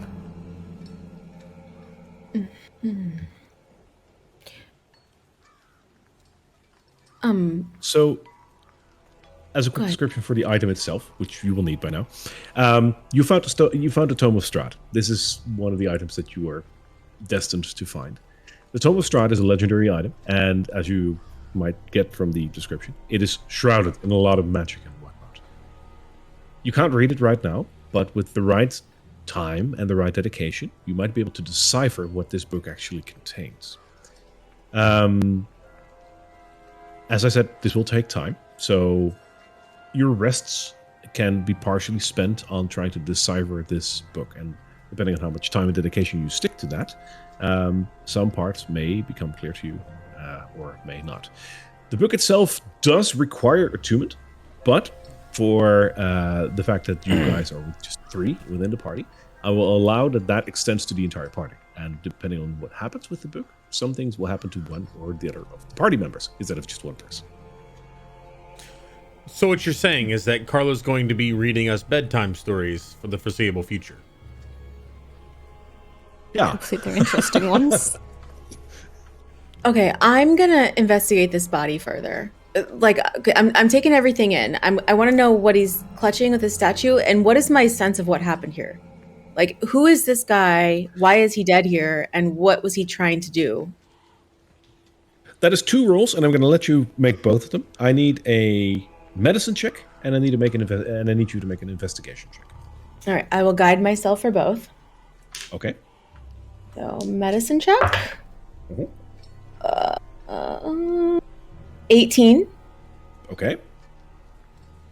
And then the other one, I can't remember what you said, but that is 5. Investigation. So if you have any bonuses, that's No, 5 was include. I got it rolled a all right. 2 and a 3. So looking at this guy, your medicine, just looking at his vitals and whatnot, this guy's dead. That's very clear. He's slumped to the side now because John pushed him aside. Looking him over, people don't just naturally. I mean, some people just die, but that doesn't happen all too much. You're looking at anything strange about this situation, anything that might have caused his early demise. He doesn't seem touched at all. There's no wounds or whatever on him. There's no bite marks. There's no scratches. There's really nothing wrong with him, except for one thing, which catches your eye with your medicine check, and that is the fact that his hand, even though gloved, seems scorched. The hand that was holding the silver statue on the altar. As to what then happened to him, you have no clue. He's dead, but And he let go of it when John pushed him? Let go Yeah. of the statue? yeah. And what is the statue of? The statue itself looks like a little priest that is in supplication. So it's in prayer motion. Can I tell what kind of a priest it was? Not really. No. John's gonna sort of step back to the center of this icon on the ground and sort of mutter, something's not right. This place feels off. This doesn't feel like a place of worship. And he's gonna he's gonna use divine sense and just sort of open himself up and sort of feel for the hallow spell, because he knows that places of holy places are typically hallowed. Like there's a use of holy magic in the area, and he's going to try to see if he can find that. I'll allow that. I like that. That's a good call in a place of worship. You notice that there is a absence of that in this place, which is contrary to what you would expect in a chapel. But there's one very small blip that you sense that does have that, which is the little statuette on the altar. He's gonna approach Casariel and stand next to her and say, Casariel, this place is unlike any of the cathedrals and chapels we've been to before. It doesn't have that spark of divinity, that the hallowed grounds. But that, pointing at the statue, that does. You mean you put your senses out and it's I felt out good? It's like bad. it seems holy. It seems blessed in some way. And he's going to reach out and he's going to place his hand on it. I'm You gonna try touch to knock it. his hand out of the Yes. way. I'm gonna try to knock his hand out of the way. Sleight of hand check on that. He's pretty determined. I guess I don't think I have time to guide myself, so I'm gonna just try. Oh, sleight of hand. That's a 12. No, he's gonna. That's you don't need to oppose roll that. No, you're gonna be quick. So no, overruled. He's gonna touch it. I'm essentially making to like look at it closer. And by So you pick it holding up, it, right? yeah, I'm picking it up, yeah. Okay, John, what's your alignment? I believe he's good. Good Lawful neutral, good. lawful good. I don't think. I think he's neutral good because no, I think it was neutral good because Paladin of Saloon is not. They have to do some things that Saloon guides them to do, but it's all for the greater good. It's not. He's not chaotic, but he bends. You're according to your character sheet, you're lawful neutral. I'm lawful neutral. Okay, so then it's the other way around. I thought it was. Okay, yeah, lawful neutral. Okay. Okay, so you pick up the statue Yes. and you feel as if you're being hit by like a static shock through this statue. It forces you to your knees. Like it's just like it weakens you as if you're being hit by a taser, basically. It doesn't hurt you, however, but it does do something to you. It's powerful. There's something about this statue, but After sure feeling that, he's going what- to let it go if he can. you can. Okay, cool. Well, that was something. I'm going to take his hand yeah. roughly, idiot, and look at it. Is it okay? Yeah, perfectly fine. There's nothing wrong with him. This statue is What killed very this powerful. person? Right. Right. but it's Context clue. it's divine. It's holy. I don't know about this man who was gripping it, but this is something that is good. It is something that is pure. It is the only thing he waves around at the place. He says the only thing in this accursed place that is. And it felt pure when you touched it. How did that feel? It didn't hurt. It was a surge of almost power of have you ever, after sitting in a long ride in one of those fancy carts that we've been in, where they have the cushion, and you get out and you touch somebody and it zaps someone? It felt like that, but almost like thousands of them. It didn't hurt, but it was definitely not pleasurable. And he's going to sort of eye it a lot more seriously. Does this guy look like one of the rebels that tried to storm the castle that we heard about? Like with Doru? Or does he look like he looks upscale from a rebel. Like, he looks rich is not the right word, but he looks well off. Well, other than the fact that he's dead, but he looks well off. Does he look of the castle or of the land? Of the land. Well, that's the thing. Not even both. Okay. But definitely not of the castle. But he's not a rebel, but he's definitely not off the castle, no. What is his he's face? An intruder, if that's... What have you left here? What does his face look like? Does he look like anyone we've met before?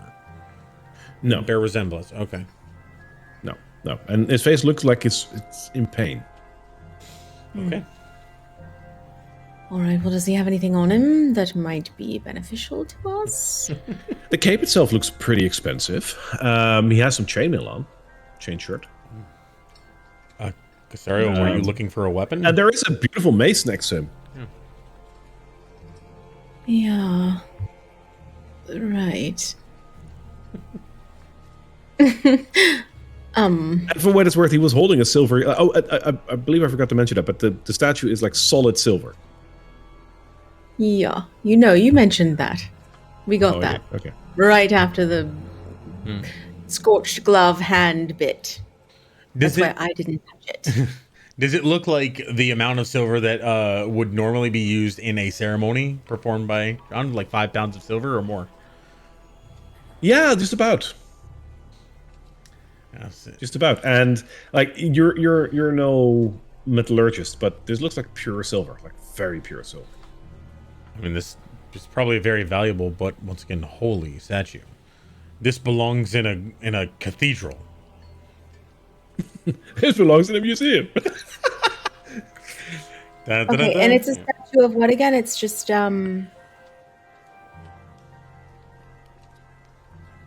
what is the statue of? The statue is of a priest that is in supplication. Priest in supplication. No insignia on it or anything. Okay.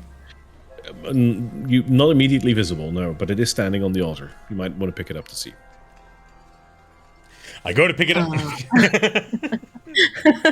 John just did that. Wait, so when you dropped it, John, what did you drop it exactly in the same spot? I imagine that it was picked up, and as he basically had gripped it and started to go to pick it up to look at it closer, it did that, and he tensed up all over, and it dropped. So his hand probably didn't leave the altar space, but it definitely got it off the surface of the altar. So however it landed, Papa, I don't know. Just back on the way it was, okay. But it just moved a little bit. Okay, yeah. So it's definitely not part of the altar. It's something that is a movable statue. All right. Let's think about this. That weapon. This man was wielding it, right? He touched a holy relic, and it killed him. You touched the relic, and you lived. So, perhaps he was evil, right? But he was left here. And is he, decaying? No. Even though he seems like he should be. This seems like it's not... with your medicine check, this happened apparently rather recently. This corpse is still quote-unquote fresh. So there's no layer of dust over him like there is over everything else? No. Is there a layer of dust on or was there on the silver? On the statue? A Relic? little bit. A little bit. And what about on the weapon? None. No.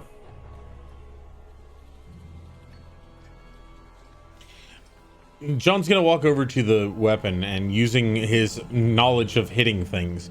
Does it look like a you said the weapon looked like it was made with the cloak that the man was wearing or something to that effect, like a set?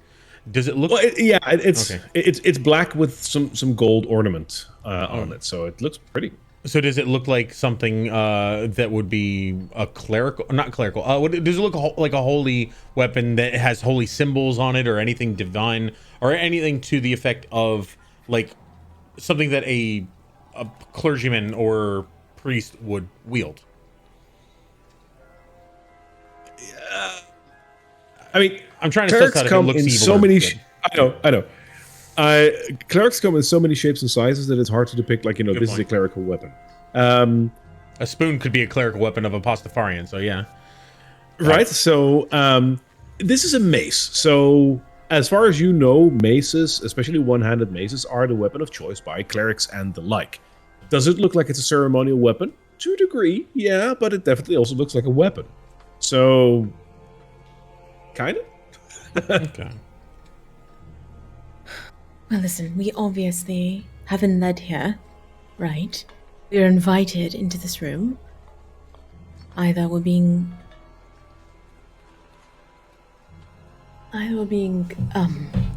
invited Maybe this was another to a test. game of mystery by the gracious lord of this land, or perhaps we'll be invited to try to solve something that is curious to him. Be foolish to think he is not aware of everything, though. So we've been invited in here, so we should take what is given. Do you know, like our lessons, right? You take what is offered. You can take that. What did it hurt? No. Okay. It felt weird. It felt very odd. Carla, what are you doing in the meantime? Carla's sort of like, she has her head buried in this book, and she sort of wanders aimlessly towards the nearest seat, which is here, and plops herself down on it, and immediately is like sort of like scribing out any words the words that she just sort of figured out, and has lost all interest in everything else that's around now that she has like solid proof in her hands. Fair.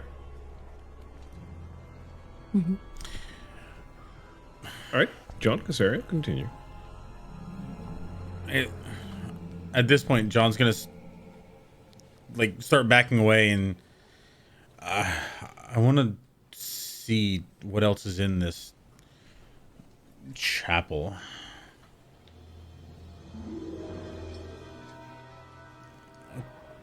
Casario, you stay at the altar? Yeah. Okay. He's just going to start making his way around, like, sort of looking at the stained glass windows and trying to get a feel for what this place was worshiping. It's hard to find what this place was worshipping, but give me a religion check. Oh, okay. Oh, cool. I actually do have a little bit of that. You should be, but you're a paladin, sir. I got 11. 11. Ooh, hard to put your finger on it. The symbol, there are a couple of symbols in here. You notice the stained glass windows with the angels that are like caught in vines. You looked at the symbol in the middle of the ground, which sort of looks like a sun.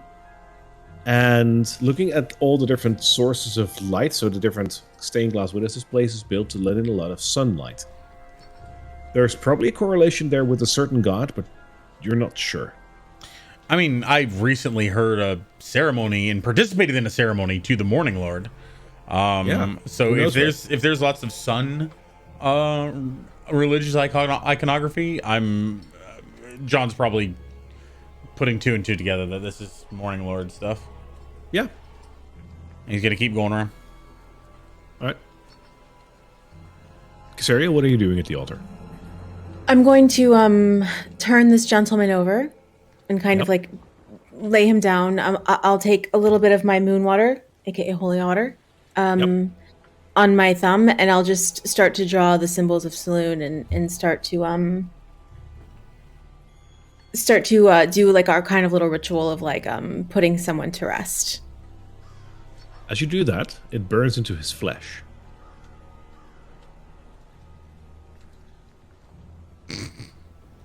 Are you trying to burn the body? That's smart. I mean, it could come back.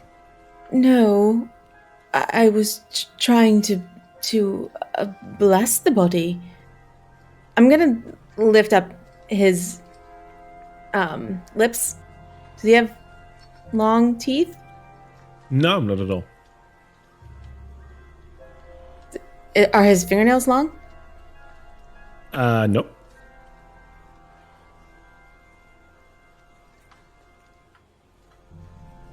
When I did my divine sense, did I get? I got the sense of holiness from the statue. Was there any? Yep. Was there anything evil in that same range, like undead? Undead? No. Okay. It's Fey, Fiend, Celestial. What is it? That No, you get I from think your it's divine I think sense? it's just fiend, celestial, and undead. I don't think I get fey. Yep. And that's a no-no. Yeah. You get Fey if you are Feywild ancestry, I believe. Interesting. Cool. Yeah. Yeah. Tried to bless him, and his hand was scorched from that, and Kyla sort of like nods at the statue.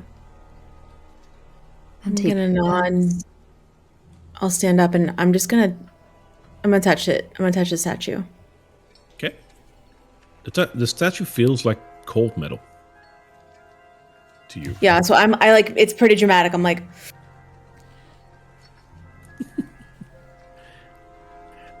It just feels like cold metal to you. I'll pick it up. Yeah. You have a statue in your hand. There is no way Casariel is gooder than Are you me. serious? Didn't you say this shocked you or whatever it was? It was like walking into a, what was it you said? Like a what? It felt weird. was it like a little like sting, like an almost like whoop, like a wake up? Something like that. Yes. Like a statue. So, Casariel, now that you're holding this icon, you do feel a profound sense of holiness coming from this item. There's definitely something religious about this. Stronger than just religious. This is not just a cross or something. It's more than that. But you don't get shocked about this at all. Like, this is feels powerful. I will just put it in my bag. All right. So, now that you decide to actually take it with you, I will tell you what it is. Okay. What you have found is the icon of Ravenloft, one of the few holy items in this castle. The icon of Ravenloft is a 12-inch tall statuette made of the purest silver, weighing about 10 pounds in total, because it's silver. And it depicts a little cleric kneeling in supplication. So, this icon gives you 3 spells that you can use. You can cast Yeah, Augury. buddy. What? You can cast Augury. You can cast Bane of the Undead, and you can Nice. cast Cure Wounds. All 3 once before the dawn. Cool. Yes. If you want to add it to your item list, I already prepared it. It's called the Icon of Ravenloft. You can add it to your backpack. Thank you. That's awesome. Yeah.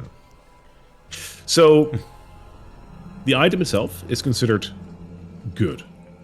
Because of that, if this item is handled by anyone who isn't good, certain effects will be triggered. She threatened to stab someone. I thought I was good. What? In So- the name of righteousness.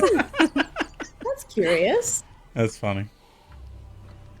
Carla will It's stay well away from that. curious. Yeah, Casaria, you're good. Chaotic good, but good.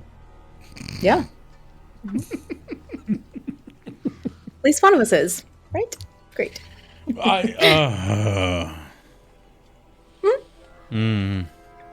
right, I'm also going to take his cloak. He doesn't need it anymore, and it's cold in here. Right. The cloak itself is a black cloak with a golden embroidery, and the cloak itself is worth about, you would assess, 250 gold. Ooh. But it's also just a very handsome cloak. Money. Okay. Seeing her like willingly ravage this corpse, Carla is now interested in stealing. She closes that dumb book, starts to loot. The book you hear like resounding as it closes up, as she sort of like scurries over and starts rooting through this man's pockets. Now that it's fair game, sure. The gentleman doesn't have anything in his pockets, but he does have a suit of chainmail on. And there is, of course, that weapon that is lying next to him. That looks special. Okay. Kind of looking through, trying to find like small little things that she can pickpocket and possibly sell off and not get really attached to her name or anything. She's like, oh, okay. And then sees the weapon and is like, okay. What does it class as? Is it a heavy weapon? No, it is a simple melee weapon. Fabulous. I will take that. Wonderful. So, you pick it up? Yes, I pick it up. All right, let's go. What you've picked up, my dear Carla, is a mace of terror.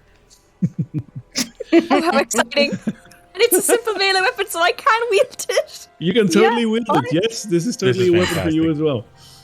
So, the Mace of Terror is a magic weapon that has 3 charges. While holding it, you can use an action to expend 1 charge to release a wave of terror. Each creature of your choice within a 30-foot radius extending from you must succeed on a DC 15 Wisdom saving throw or become frightened of you for 1 minute. That's so While badass. this is frightened in this way, a creature must spend its turn moving away from you as far as it can, and it can't Very willingly good. move to a space within 30 feet of you. It can also can't take reactions, yada yada yada yada. The mace regains 1d3 expended charges daily at dawn. Let's That's go. fantastic. Yeah. She kind of like swings it around a little bit and then sort of like points it at the body and like I imagine the charge sort of like bursts through it at the body. Sure. It's sort of like was this. that each creature within how far? Within a 30-foot range radius. Oh, hell. Each creature that she chooses. Oh, you choose. Yes. Oh, okay. Yeah. So Yeah, I, it's not everyone. I can just see okay. like back ye, and then just. yeah. If you want to add it, the item is already in the list for you to pick. Yes. And I imagine this wave of terror for her is like there's like purple, like ghostly little like lines. Yeah, just pop out. ghostly noodles and tendrils, yes. Yeah, and like whispers of just like the damned and the ghosts and yes, all of the supernatural things. Yes, Oh amazing. man, this is like basically the culmination of your tales. Like essentially all of the shrieks of terror that people have uttered when hearing these tales just are siphoned off by you and sent into the enemies. Absolutely. Dude, Love the Bard of Spirits is so cool. It's so cool. So as you guys are like Ridiculous. looting the corpse, because that is like, I'm sorry, like I can't put it any other way. As you guys are looting the corpse and having fun as you do and finding all these cool things, a big bolt of lightning strikes, and behind you, suddenly, a gentleman stops. I turn around, I see who he is, and I immediately drop into a very low curtsy. Having And fun, are we? What? You have a corpse in your home. It's not Paula, pleasant. Oh, sorry, Your Majesty. And as she kind of bows, she tucks the book within one of the pockets of her coat. Hang on, that requires a roll. From me or him? Can I try to sleight of hand it? Sleight of hand it. Yep, I need an opposing roll. I got my roll. Tell me. Okay. And this is with disadvantage, yeah? Yep. Okay. What? No. Go back. Sorry, I'm using a dice roller today because I let my boyfriend use my dice. Yep. For his that's, D&D. Never do that. Yeah. Okay, so with 2, got 9 plus plus 5, so that is 14, and I'm going to throw my guidance in there for an extra 3, so that is 17. Oh, F you would like the guy got 14. So okay, he doesn't see that. Let's go. Fuck you, Strahd. I'm better than you. Your Majesty tucks it away. Forgive us, my lord. We were invited to come here. I hope it does not displease you. Invited, yes. And you extend that courtesy by looting my chapel.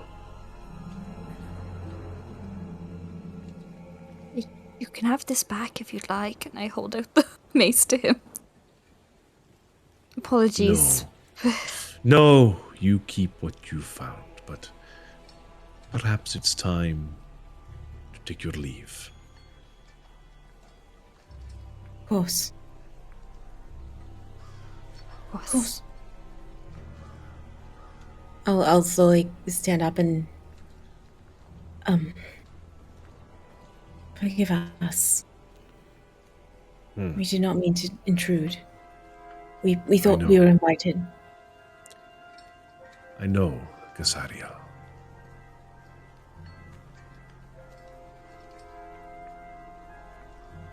John starts walking back from where he was, over just looking around. You hear him mumble, "Stupid judgmental statue," and starts approaching up. Are you the... Oh, you're the man. Is this your castle? He looks at you, John, and he gives you a grin, and he says, "Ever the curious, but never the wiser, huh, John? What do you think?" Sorry, I'm Everything here is his, John. You know this that. This chapel is in horrible disrepair. I think you should have someone come in and set it straight. It's not even hallowed anymore. Perhaps. Okay. It's nice to meet you. I'm John Varenthal. How did you know my name? John Varenthal, yes. It is my job to know what happens within the borders of my land. That's very wise. You seem to be a very competent leader. This land is good to have you, I suppose. It's nice to meet you. Yes. He sort of does the Silver Star bow, which is not unlike a curtsy. He just stands there as you do that. Nice to meet you. Your attendant was rather evasive earlier, but he indicated that we come down here, and I'm somewhat taken aback, disappointed, you could say, at the state of this chapel. But I mean, it is your castle. Rahadin sometimes misinterprets the orders that I put down for him.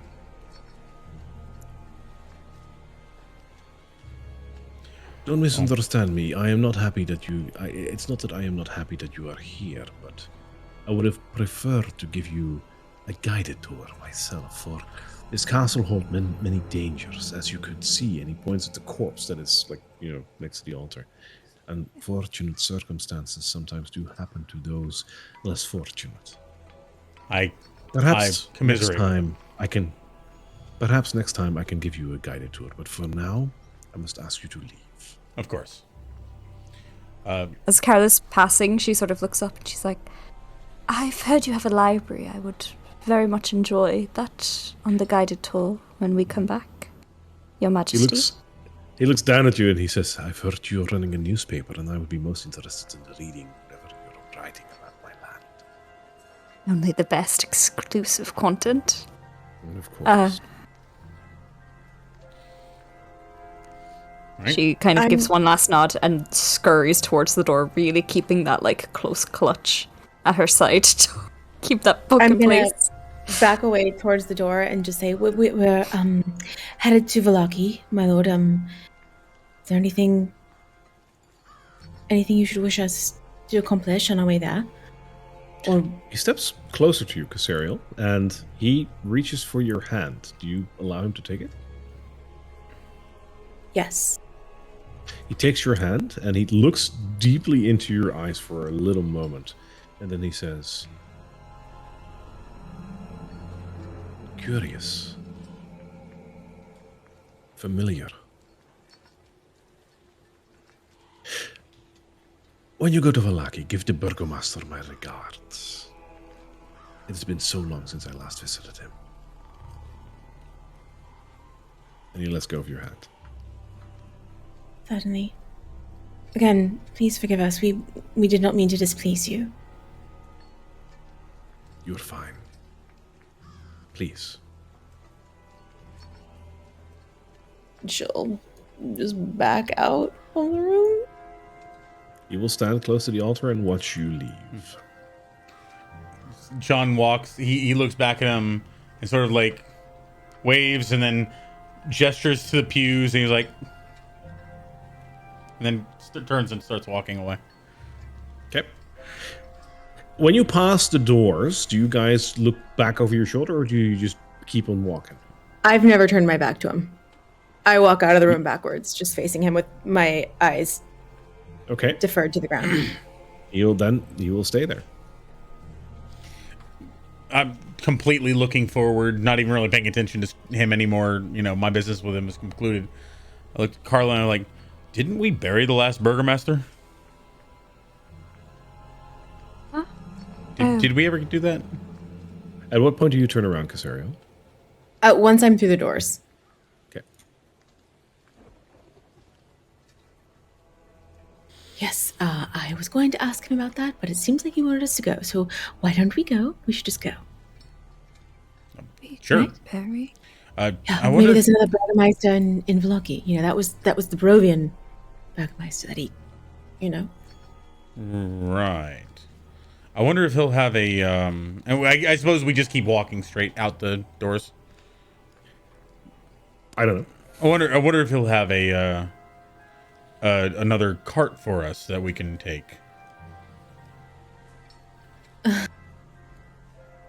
As you go outside, you notice that the carriage that was on the other side of the drawbridge is gone. Oh, damn it. He's gonna look down the long winding path that they came up and just sort of sigh.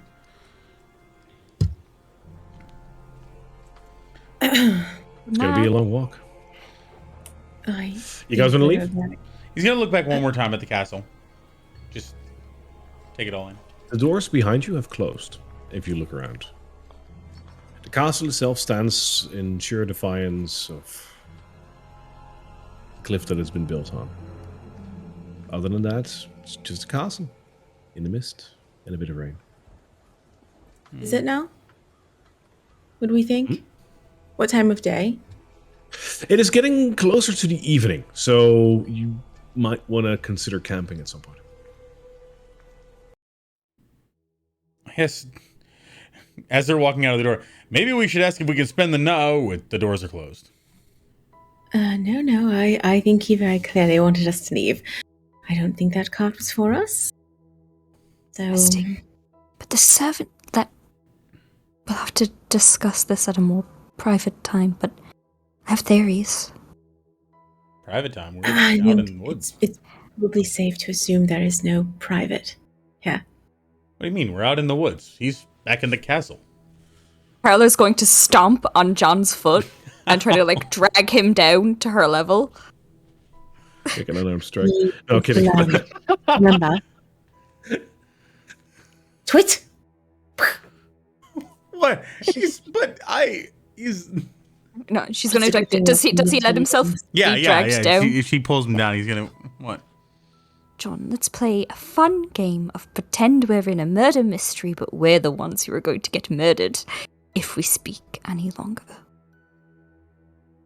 So what you're saying is we need weapons. We have those. We need a way to have words. Now, please, be careful with yours. And then she'll let him go.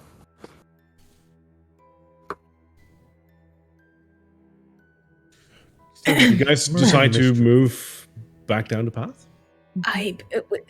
Is it basically just a narrow path through mountains at this point? Or Yeah. I mean, there are. If you want to consider camping out in the open at some point, you can travel a little while longer, but then you'd probably have to set up camp, which it's not too unsafe to do it around here because you are flanked by mountains. So the area it's safer than out in the open woods. I mean, it looked pretty Right. safe right outside the gate. Would it be possible to set up a little camp? Sure. Like If you want to, you totally can. Would you want to? Yes. Would he not Yes. be upset then? We're still near his castle? We're not in the castle.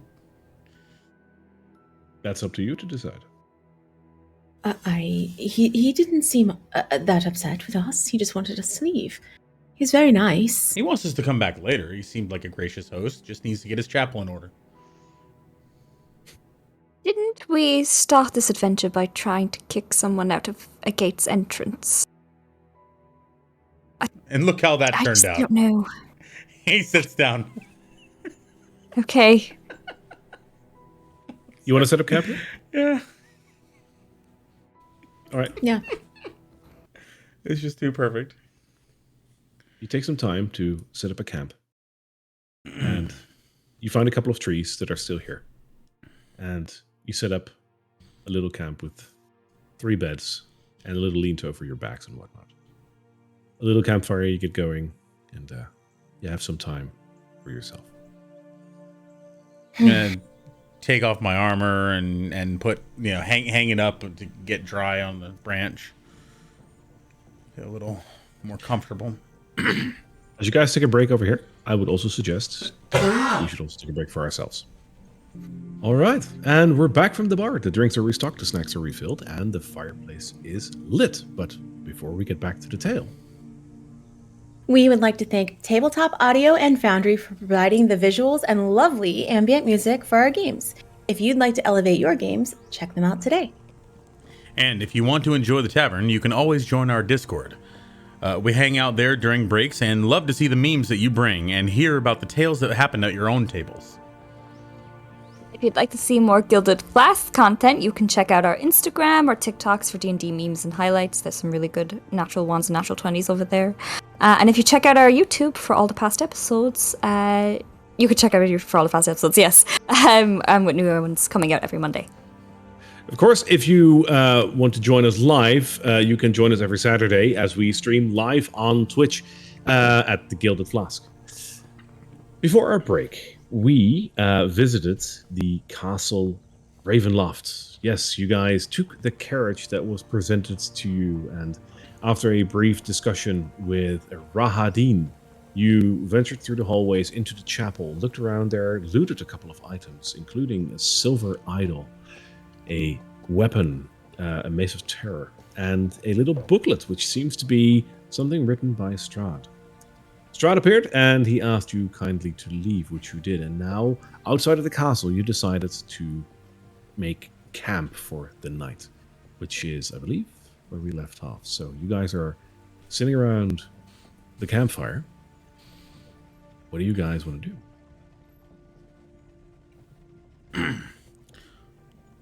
Some maintenance on my armor and various other gear.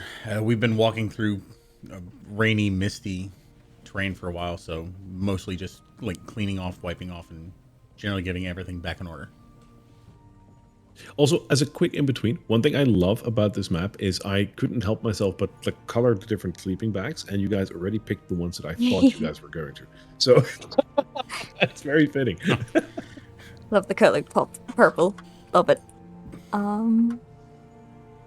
I guess for Carla, she's definitely going to spend an hour giving this book a really good reading through to see if she can get anything else from it. Okay. But if nothing ultimately sort of comes of it, she's going to kind of put it away and return to her writings. Right. We'll get to that in a second. So you spent an hour, right? Mm-hmm. Right. We'll get to that in a second. Anything else you guys want to do? I think just maybe use the mess kit, and I imagine we do have a small portable cooking pot, not super big, so it can fit in our stuff, and use It's it on the to fireplace. just exactly put that out there and make a little little stew from whatever, if we have any rations and any forageable plants or anything. That we've done this before, where we've had to camp and stake out a place for a couple days, and so we're pretty used to looking around for just anything that will taste good. Okay. Casaria, what about you? She will just like practice moves, kind of like, you know, I don't know, practice kind of some martial tactics, and then when she's done with that, just kind of like commune and try to speak to Saloon. Not speak to her, but like pray to her. It's just like a kind of like a nighttime ritual. Like she does training almost every day when she's back at the House of the Moon, so she would just do her same ritual here, her same routine. All right. Carla, you spent about an hour trying to make heads or tails of the like weird text at the beginning of this book, other than that first paragraph that you read. After about an hour, you have a good sense of what's there, and really focusing and trying to read it, suddenly you notice that a portion of this book becomes readable to you. Do you let the rest of the party know? Absolutely. As soon as sort of it starts kind of clearing, and I imagine the letters start falling into place, and it sort of becomes clearer to me, I kind of start going, I think I can read this bit and read it aloud to them. Okay. You look at the text and you want to start reading this, and you notice that the book begins to shake in your hand. As it starts to shake, the pages start to flutter, and a very thick mist starts to pour from the binding of this book, and Carla, you feel lightheaded. As a matter of fact, Carla, it's not just you. All three of you get enveloped by this mist very quickly, as if it's magical in nature, and it envelops you, and you feel lightheaded. Your vision fades, all three of you. And from the blackness now surrounding you, a hungry fog rolls along the ground. Carla, you shout, but there's nothing. The mist chokes closer. A man clad in a black cloak and a regal red tunic looks at you through the cloud with a stern face and piercing eyes. He steps towards you with the grace of a king. Your eyes meet this cold glare as it bears down on you. And he starts speaking to you. The whole world around you becomes black. And then within the blackness, some stars. And a bit of mist. A vision starts forming for all three of you. You're unaware of where you are or what this is, but it seems you're almost in another dimension. Suddenly, around you, an area starts to form, and you hear words. I am the ancient. I am the land. My beginnings are lost in the darkness of the past. Around you, the visage of this man that was looking at you disperses into a cloud of red mist and then forms back into a courtyard. In front of you, in this courtyard, you see a person, not a man, but a boy, seemingly no older than 12, with a small sword at his side and tears streaming down his cheeks. The mist recedes further, revealing the courtyard that you were looking at, and the grass, and the sunlight, the castle walls, then the windows. There's a low buzz of insects and humidity, and they add weight to a summer air. Hanging on the ramparts overhead are red banners depicting the same iconography that you've seen in the castle. The boy that stands before you, moments ago, now sits atop a small set of stairs leading to a wooden door. From beyond it, you can hear a distant but boisterous laughter. All three of you are standing here. What do you do?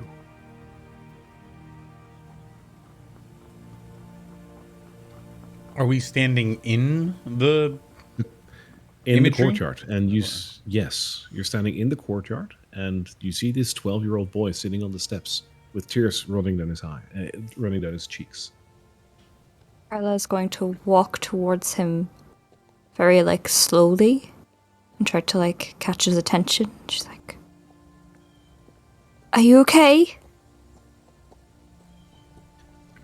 He seems disturbed, and he's just thrown clear, like he was just still, like, he was just crying a moment ago, but he looks at you, and he gives you a smile, and he says, I think so. It's good to see you again. I've never seen you in my life.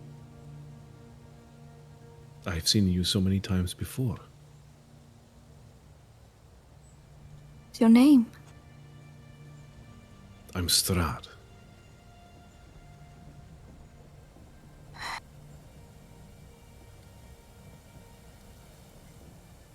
Much younger than the Strahd I know.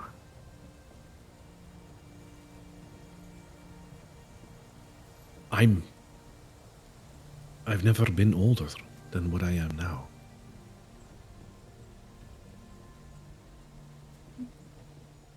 Why were you crying?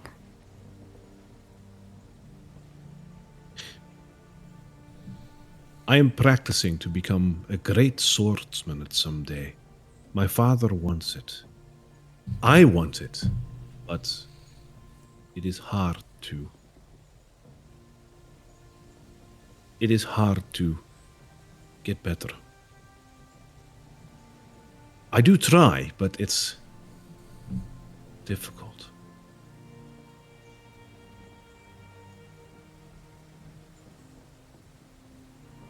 Thing but practice and experience helps with any skill.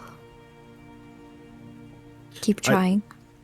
I think I'm just nervous. I need to live up to my father's expectations. I know I have to. One day, I will be the lord of this castle, and maybe lands beyond, and I really try.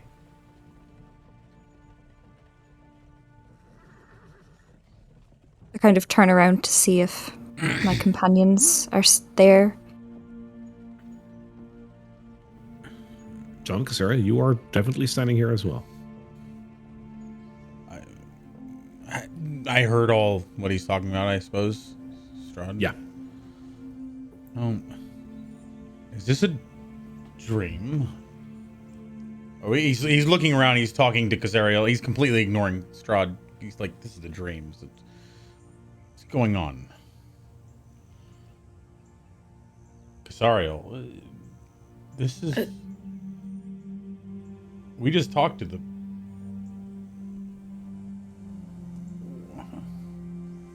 What do you think is happening? I don't know. Little boy, are you sure that's your name? Yes. All right. And you said you're having trouble fighting? I try, but my teacher is very harsh on me, and my father's expectations are high. Maybe you could help him. Have you ever tried, instead of swords are sure useful. I mean, Cassariel's very practiced with a sword. Have you ever tried hitting things really hard with something big? A king needs a sword, and once I become king, I need to be masterful with it. You know, I heard tales that the great Dwarven kings had massive hammers that they would wield. Struck But fear those are into... dwarves. Sure. Struck fear into all those who oppose them.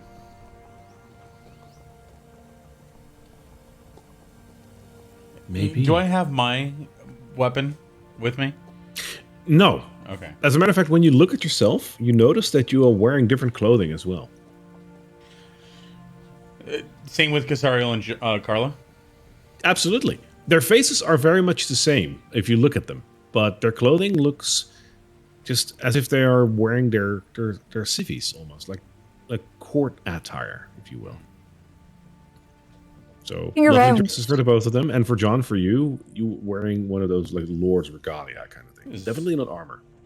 This is highly irregular. Looking around, is it like bright? Is it sunny? Is it a nice day out? Oh yeah, it's idyllic almost. Like the sun is out, the grass is green, the leaves are rustling in the wind. You hear the occasional bird. There's insects like buzzing around. It's a warm summer day. Give me a perception check, Carla. Well, indeed.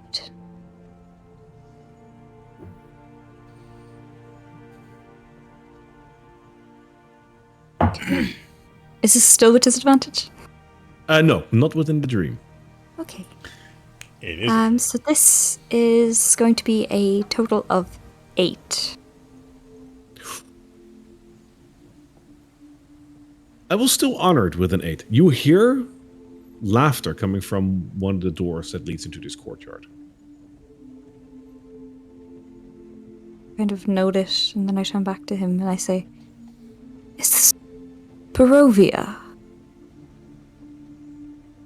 Barovia?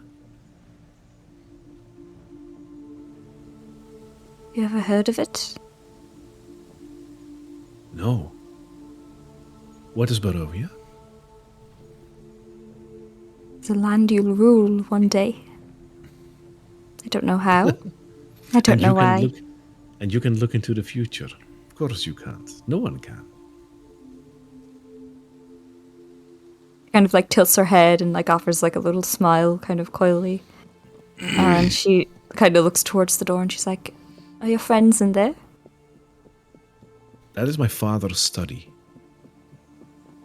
Where the laughter is coming from? Yes.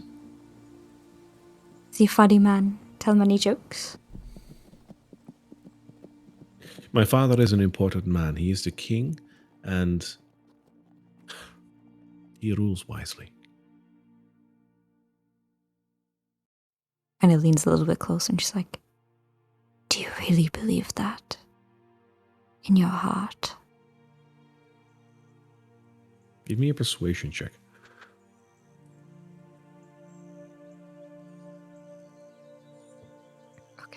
Okay.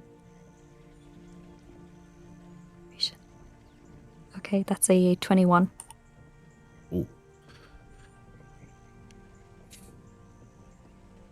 I believe that perhaps I am too young to understand the ways that my father operates, but I am sure that my father is a wise man.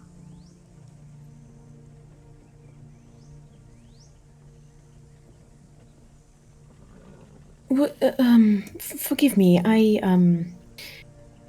am so new to courtly life.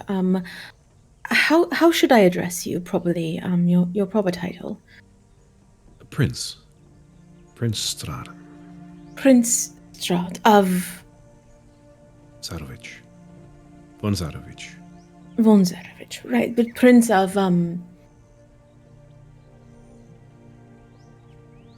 Where are we? the land son? is called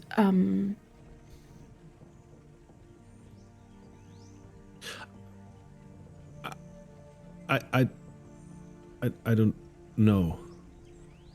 It's my father's land. It's just our lands. Oh. Well, Prince Strahd of your father's lands. The key to fighting is all in the grip. And you probably already know that. Carla. Hey, well, Maybe you two would probably understand each other better. I didn't grow up with any form of prestige in my life. I earned it on my own. Through hard work, through dedication. I can't teach you about sword work, but I will say, young prince, you should follow passions, not power. My passion is to become a great leader, like my father is. My mother says that I have what it takes, and my father says that I might, but that I have a lot of work to do. And I want to live up to that expectation. I Why? have to. Why? Because it is my destiny. Do you have any friends, any other passions that you hold? Art or the sun? I will soon have a brother. Really? My mother is pregnant, and once she will give birth to him, I will have to teach him everything I know. Such is the way. Congratulations. I'm sure you'll be a fantastic teacher. Yes. You're a younger brother, right, John? Older brother. What do you wish your older brother would have told you? I'm not sure. He was off gaining renown and fame before I even really... He never really taught me anything. I don't suppose we could pay our respects to your family? How would you? Inside the castle? But you know as well as I, you're my friends. All three of you. You've been with me for so long, but everybody knows that... Well, nobody knows that you're here. You're my friends. Nobody else sees you. You know that. How did we get here? Did you bring us? I thought of you, and here you are. Why? Because I wanted friends, and you've been very good friends for me so far. Okay, well... At the very least, I can show you how to swing a sword properly. Perhaps I would like that.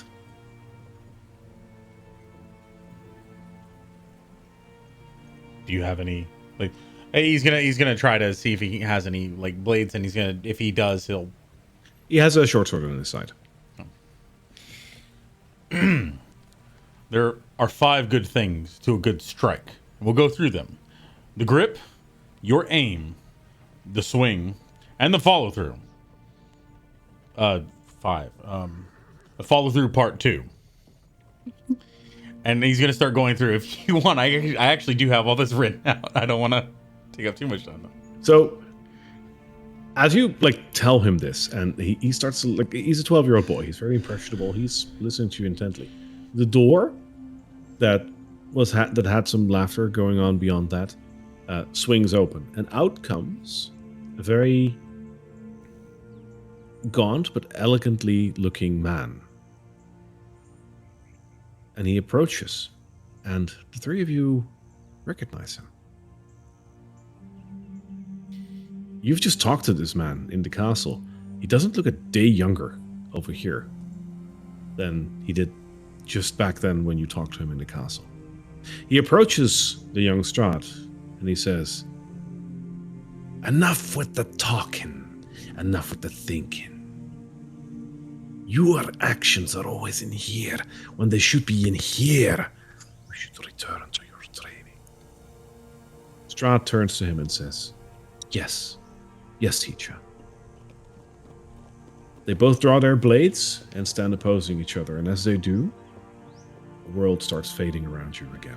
Remember, the grip. As the world fades around you, you hear, "My beginnings are lost in the darkness of the past.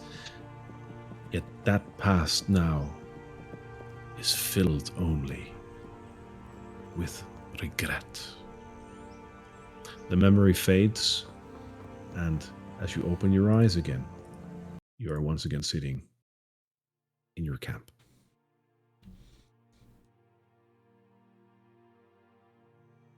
Did I fall asleep? Carla, Yes. you feel as if you've learned something other than what you've just witnessed. You can now cast Illusory Script as a ritual spell once for dusk. Fabulous. It might help you in your further endeavors in this book. Okay. Back to you guys. What the fuck was that? Oh, that was a weird dream. Hey, you were there. And you were there. Hey, Were you in my dream? I think this book, I could feel that it was more than just regular. I knew that it had magic in it. I thought it only was there to help keep the words a secret, but it appears it's more. I believe it showed us a memory as opposed to just... well, just having it written. Did Rahadin acknowledge us? Or was No. it... Okay, so only Strahd could see us in that. Yeah.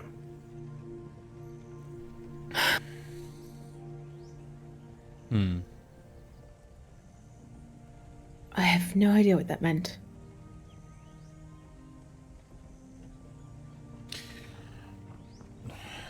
So wait, you were actually there. Were you dressing? You were dressed in fancy clothes, Casaria.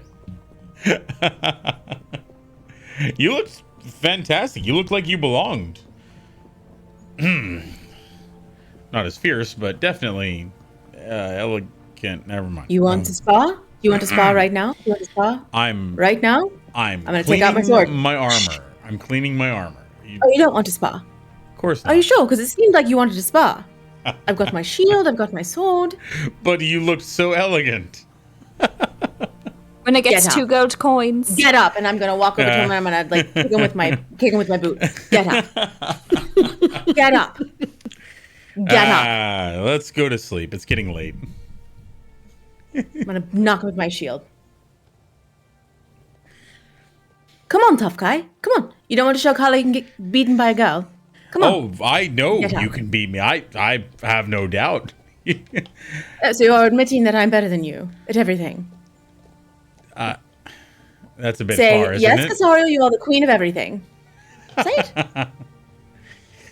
Casario, you're the queen of Barovia. That'll do. At least you know your place. See, Carla? You look like a queen. I'm... you two are truly delightful. What do you mean? I looked really weird. It's just... I've never really travelled with people doing this. Strange. I don't follow. What do you mean? Well, usually my adventures lead me alone, but you two, you're full of life. I see things differently because of you. But that's for another time. You want me to teach you how to swing a sword? I have a 5-step program. I want you to teach me how to swing a sword. Let's go. But what did you make of that vision? I mean, Right. Very strange. I have no idea. he comes... I mean, do you not feel any way about this, John? I mean, from your mother's letters, it sounds like a I mean, situation. it was but- just a dream, right? We were all... That was very odd. We were all talking to each other. It seemed real. John, could I trouble you for something? Of course. When these strange things happen to us, these shared illusions, these unexplainable things or things that need to be explained away, could you meet us there when we begin to believe it and try to see it try to entertain it even for a moment, Well- because it could reach a breakthrough. Of course. No, I mean, that was something that I can't explain. It definitely wasn't a dream because we were all talking to each other. And I guess that man that we saw in the castle, the Rahadin, he seemed to be a teacher of Strahd. He has sort of a gash across his head. Did you see that? Yes. It's interesting. It looks really odd. He seems older than some of the elves that I've worked with for Saloon, who I know are from what they say ancient. But he didn't look much older than my father. It's very strange. Couldn't put my finger on it. Strahd said he misinterpreted Strahd's message to him. Do you think he was defying him by letting us into the castle? Maybe. Oh, did you notice in the vision he seemed commanding of Strahd, more authoritative, like Strahd called him what, a teacher or Master of some sort? He's clearly his Yes. sword fighting teacher anyway. Yes. But then when we saw them in the castle, Strahd clearly seems a almost dismissive of him, yes. Well, he was not yet the Lord and Master. But if that Now he same is. man raised Strahd and is now still here serving him, maybe he doesn't want to, and maybe he was trying to help us find one of our items. It's just a theory, but something to think about. We might have an unusual ally. Do you think he's trying to help Casario find her mom? That's why we're looking for these things, right? One of the reasons. One of the main reasons. You think he's trying to help Casario? Or help us? Perhaps. Maybe he's helped your mother in the past. Do you think he's the one who left the I think he's trying heart to for help. us? If anyone, he's trying to help the Lord of this land. Why would he care about us? Well, I mean, Strahd seemed to not have wanted us here, so I imagine that the Rahadin seemed to welcome us in. Do you think it's possible he's the one who sent the carriage for us, and however he did that? Maybe he's... What did we hear? We heard, my beginnings are lost in the darkness of the past, yet that past is filled with regret. Was that in Strahd's voice? Yes. Like a grown-up Strahd voice. I think it must have been... I think he wants us to understand him. I don't think he's Rahadin at all. Perhaps. It's a very This is strange way to go about it. Not if there's a reason why he can't tell us himself. These are incredibly productive theories, either way. If nothing, just information can be gained, and that will help us here. Who has first watch? I'll take it. I'll be up writing anyway. Right? Who has a second? I'll take second. We'll let the John, princess third sleep. I'll take her. All right. As luck would have it, all three of you have a relatively sound sleep. Casario, for you, it's never good when a DM singles you out, right? You sleep warmly and deeply, but you do hear melody in your head. as you sleep. It reminds you of the camp where Madame Eva was and the music that they played over there. It feels so familiar to you. You're not sure why, but it feels familiar. You have the feeling that you've heard this before. Maybe. It's hard to put a finger to it. Carla, John, as for you, you both have a good, decent sleep. Nothing happens during your watch. And all three of you feel invigorated the next day that you wake up, to such an extent that you've reached level 4. Congratulations. Oh! Yeah! Oh shit! Exciting. There we go. Oh shit! Oh man, that's a big one too. That's a Oof. feat. That's the big one. Oh, for some. So level 4, you can edit it right now if you want to. Yes. Yes, please. Of course. Visually, we will edit it on stream for the next one, of course, because it still says Yeah. 3 in the corners, of course. Yeah, We will that edit that to level 4. Wow. I would say take 5 minutes to add whatever you want for your level 4 into your character. Cantrip. Yes. Beautiful.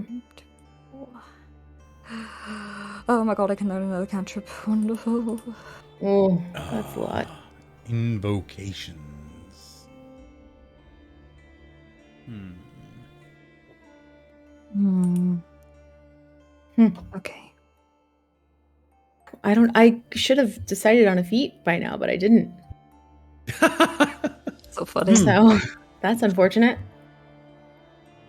many spells? One more spell. Okay, I know exactly what I want. Okay, I'll just keep it this. Cool.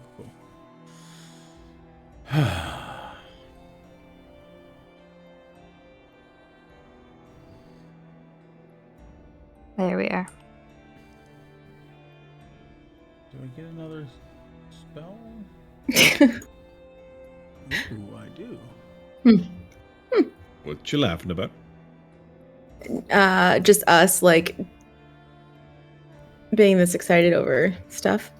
I'm trying to figure this out. We might just not die. Honestly, as a DM, those are the little compliments that really make like everything worth it. It's like the moment you say like you're level 4, yay, bouncy, that's great. I love that. Yes. Oh.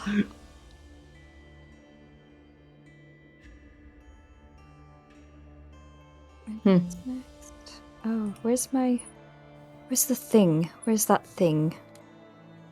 Where is it? My class thing. There we go.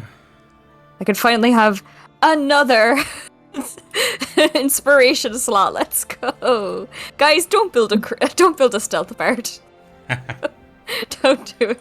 You can never use your inspiration. Okay, I'll keep it. All right. I am ready. Awesome. What did you pick?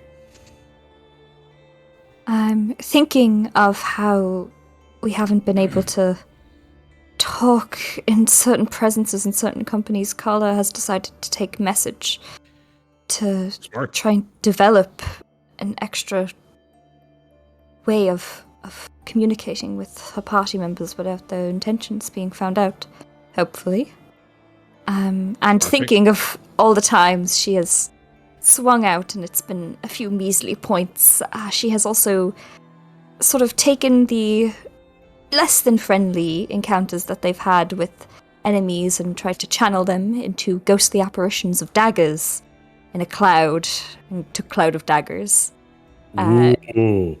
to help to Very protect cool. her and her kind.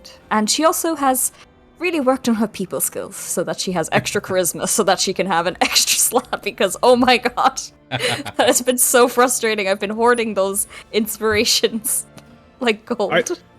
So note in the frames and also the character sheets to be updated. Noted. Yep. John, what did you pick? All right, so John feels a bit healthier. He's also gained a few things from the night staring at this very odd but very finely crafted weapon. As he's spent more time focusing on it, he's gained a bit more focus, and while he's holding it and while he's acting, he can concentrate on his spells just a bit more. And so he has Eldritch Mind, which is an invocation that allows him to have advantage on concentration checks. Cool. Love it. Yeah, so he only has a few spell slots, and he's not going to lose them quickly, hopefully. Secondly, he's had a few times where his friends have been in peril and he wasn't close enough to help. And so sometimes through sheer force of will, he can rip his enemies closer to him so they won't be able to get out of his grasp. The invocation of Grasp of Hadar. So if they're far enough away, he can pull them closer with an Eldritch Blast. Come over here. Get over here. Yeah. Delightful. And he's also collected one more spell, which is Arms of Hadar, which will manifest itself a bit differently than a sweeping tentacle shower. Instead, we'll see exactly how that looks if it comes up. Love it.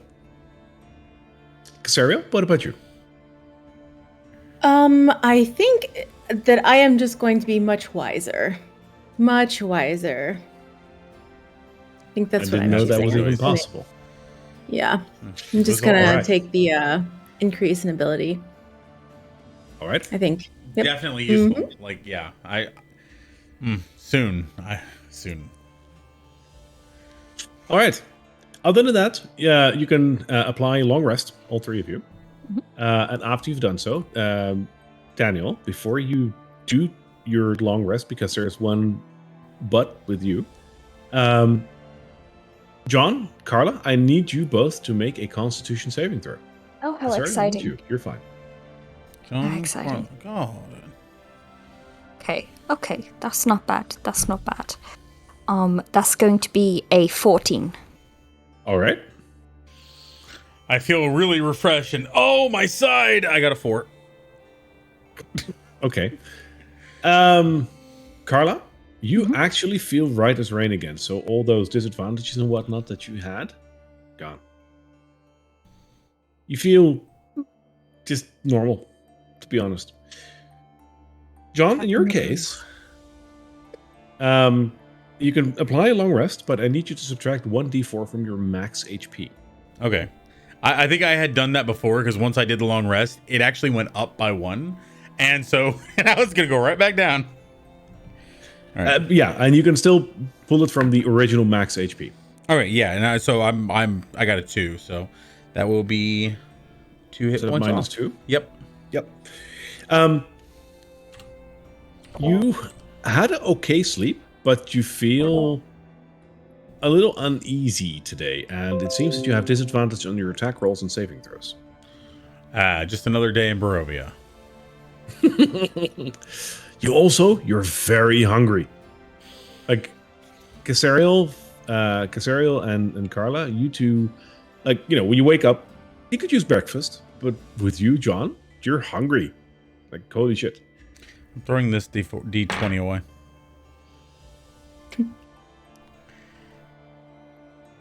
Other than that, all three of you can rise, and you've had your long rest. So, what will you do? So let's see if this works. I've been thinking about it. And I'm going to point a finger at John. And I'm going to whisper a message into my hand. I'm going to say, loser says what? What was that? It works!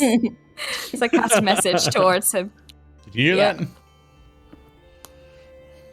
What? Did I hear what? So it works. That's a little trick that I've been thinking about. I've seen other people use it, but I think it might be helpful for us. Yeah. So basically I can just whisper to you and you'll hear it. Might help with espionage. And we can respond back, can't we? With that? So you cast a spell through, If I'm familiar with someone, I can basically cast this whispered message to them. But why is it not giving me any of the rest of it? Who knows? Oh yes, you could reply in a whisper that only I can hear. Yeah. Cool. Are there any limitations on that? I believe there's range on the sending, but not on the receiving. So is this ascending There's spell? 120 feet range. This is message. This is a cantrip. Oh, cool. Yeah. Okay, I thought this was a sending spell. I was like, man, you wasted a spell slot to troll me. I love it. No, it's a cantrip. Oh, No. that's fantastic. Oh, that's cool. Yeah. Lucy says what? Cool. So then you can say something, and then he can, or they, anyone who else replies they can reply back to you. That's really cool. Yeah, and it's in a whisper that only I can hear, and it's a whisper that only you can hear as well, which is great. That's awesome. Yeah. Oh, John's gonna be so freaked out by that. Every now and then, it just says, what was that? God damn it. All right. You guys want to do something, or do you guys want to pack up and start moving again? I think we were going to try to get to Valaki. Mm-hmm. Roll bedroll. Long journey ahead. Put on the Let's do it. chainmail. Let's do it. That was a lovely rest. Oh, it's raining again. It's another misty day in Barovia, and indeed there is a light rain that's going on as well. You can really only go two ways: back to the castle or dead away. Other way. Let's investigate the castle. Yeah, I get you. So about how far can we make? Like it's morning, so about how far can we make it by noon? So this map is a little different than what you'd conventionally be used to. The hexes right now resemble about hang on. The hexes resemble about half a mile each, which is usually a hex like 5 miles. So it's not too bad. On a normal day on foot, you can travel. Hang on, I always forget that for some reason.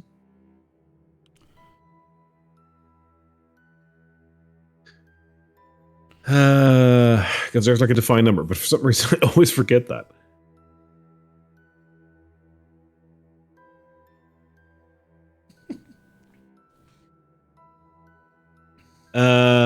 On a normal pace, so which is what you guys would be doing, you can travel 24 miles.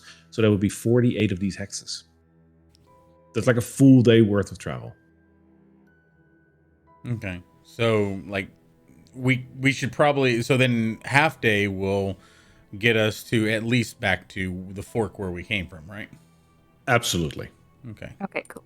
Can we just go there? Sure. So it says like, we're going to travel along. If nothing abnormal out of the ordinary happens, we're just going to go all the way back to where we started, where we came from. Sure. Cool. What is there actually structure there like it is on the map, or at this point? No, it's let's just say that it's an old abandoned stone gatehouse that is just so broken down that you could just waltz through. And we do. All right. Yep. We're heading on. All right. I suppose we'll proceed in the same way, unless there's any objections. We'll proceed in the same way unless we find anything. Feel free to follow the road. Cool. John will be our navigator. Come along, Carla. My legs are small. It takes a while. Okay. Move along, children. Okay. Now we gotta look You at the notice map. that up next, there is another fork in the road. The fork itself splits off to the left and, to the west and to the east. The east seems to be the main road still. The fork towards the west seems to be leading to a little knoll where a windmill is situated. Pies? Pies. Oh, we've already been detoured once, though. I mean, it's Not long. like they're going to a dangerous place. It's a town. It's on the way. Right, we have to go. Practically. Yeah. Right. Yeah. We should go check it out. Yes, Pies. this pies was so good. Oh my goodness. And we own this windmill now, so this is fabulous. We what? Amazing.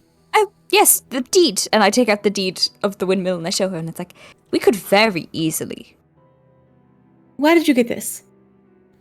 From the house that we started in? You pull out the deed, right, from your backpack? Yes. Right. Looking at the deed, Carla, it looks weathered. Like, when you found it in the death house, it was just a good piece of parchment. It looks like, when you look at it now, it looks like this parchment has been made over 400 years ago. It's readable though, still, and probably still valid. It's just weathered as F. Like, it looks borderline brittle. Am I? Did you it's find old. that house you haven't told us about? I think she said that. No. She told us that we owned a windmill or something before. Yes, I just don't think you cared very much. But we could own it, potentially. And it could be, again, and I'm going to, send message to you, and I'm going to say, it could, if shit goes down, we could potentially buy out Barovia to gain power with these pies. I bet we could market this Curse of Strahd Monopoly board. Like, Like Park Place? What are you talking about? Did you do? We- Did you do message? If we- to this is just Park Casaro? Avenue. This is the windmill. only to Casariel. Only Yeah. Casariel Yeah. hears Carlos just plans of, if we gather all the wealth in Barovia, what does he have then? That's just great. Not this is instead of the waterworks, the windmill. I love it. Right. Sorry, come on. Can we go there, please? Can we go? Can we? Yeah, I think we should. Of course. Let's go and Yes. check Pies. it out. All right.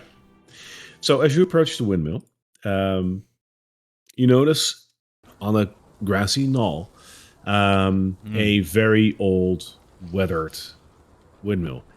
It still seems to be operable, though. Like, it looks old and almost beyond repair, but it's still turning. Slowly, but it is still turning. And it is early morning. Or now you've been traveling for a little while, so it's afternoon. But you still do notice there is some light in there. All right. A little bit of elbow grease, a little bit of spit shine. This place will be right as rain. People live here. John, do you remember? Yes, those- Granny? Right? Wasn't it Granny? Yes, the lady who was delivering the pies. Right. Yeah, I remember her. She seemed very friendly. Yeah, and she said there was a bit of a production issue, so maybe if we can try and help whatever that is, we could possibly Get gain more her pie. favour, Oh, get pie, right. yes, and then possibly own the Willman and also the business. We could become partners. It'd be great. I think perhaps don't tell her that, because if they own it, that would be off-putting, perhaps. Oh. Of Not course. for long. You want to approach? Yes. Yes. All right. Do we want to approach? I have to ask. Do you want to approach your windmill? Yes, of course. I'd love to approach my windmill. There is a road that leads towards the windmill. And there's a door.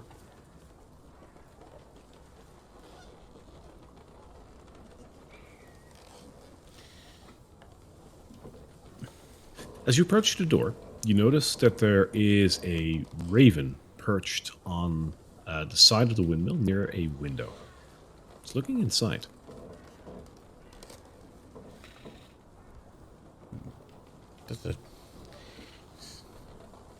Is okay.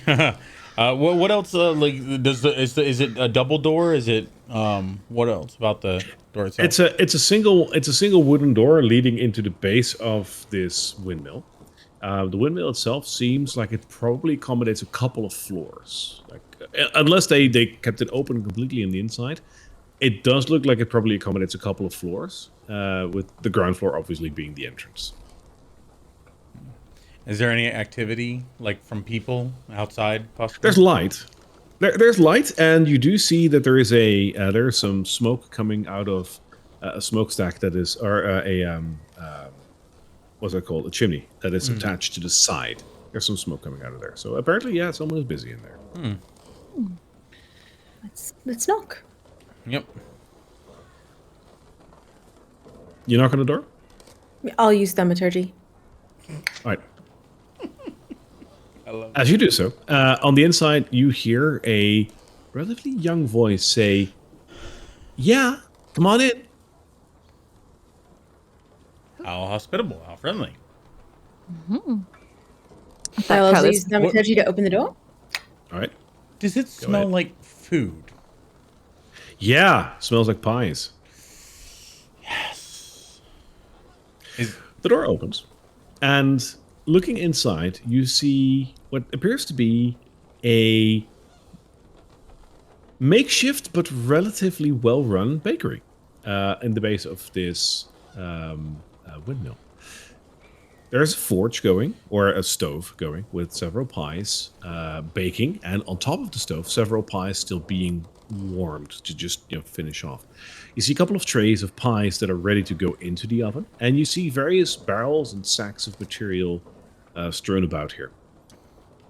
Near the oven, there is a young lady who is wearing an apron covered in dust, in the what you would expect the baker to look like, just covered in white dust.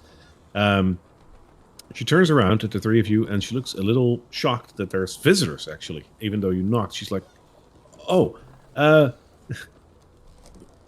welcome to the windmill. Hi.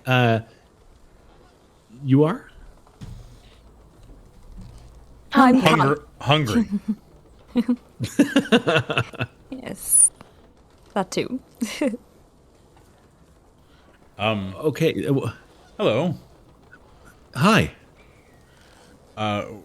We met somebody in the town of Barovia who was bringing pies to them, and mentioned that we should stop by, I think, to the windmill. You must have met my mother. My mother, Morganta. She's the owner of the windmill. Me and my sister. She's working upstairs. We help her out in baking the pies to sell around Barovia. So these are the pies, actually, and she points at the stove. It's fantastic. We've tried them. They are fabulous. Fantastic. They're absolutely Aren't they? wonderful. Aren't Yes. Masters of your craft. Well done. Like, they? Well, thank you. amazing. You look like you've traveled a little bit. Would you want one? Absolutely. How much? Yeah. The first one is free of charge. Like you look like you've been. You look like you've been through a lot. I will say we have had some at the tavern before. It's just, do we still get the first one?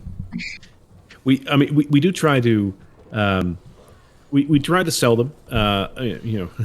Materials cost money, but we like to see ourselves as a little beacon of hope in an otherwise very dreary land. So if we can put a smile on your face, that's really all we want. Here, have some. The ones that are currently baking are vegetable pies. There's a bit of chicken in there, but it's mostly vegetable. If you like them, How much are they? they're free. Typically. The first one is free. Oh, sure, but after that, I mean, how much do you typically sell them for? We have to charge a gold for them.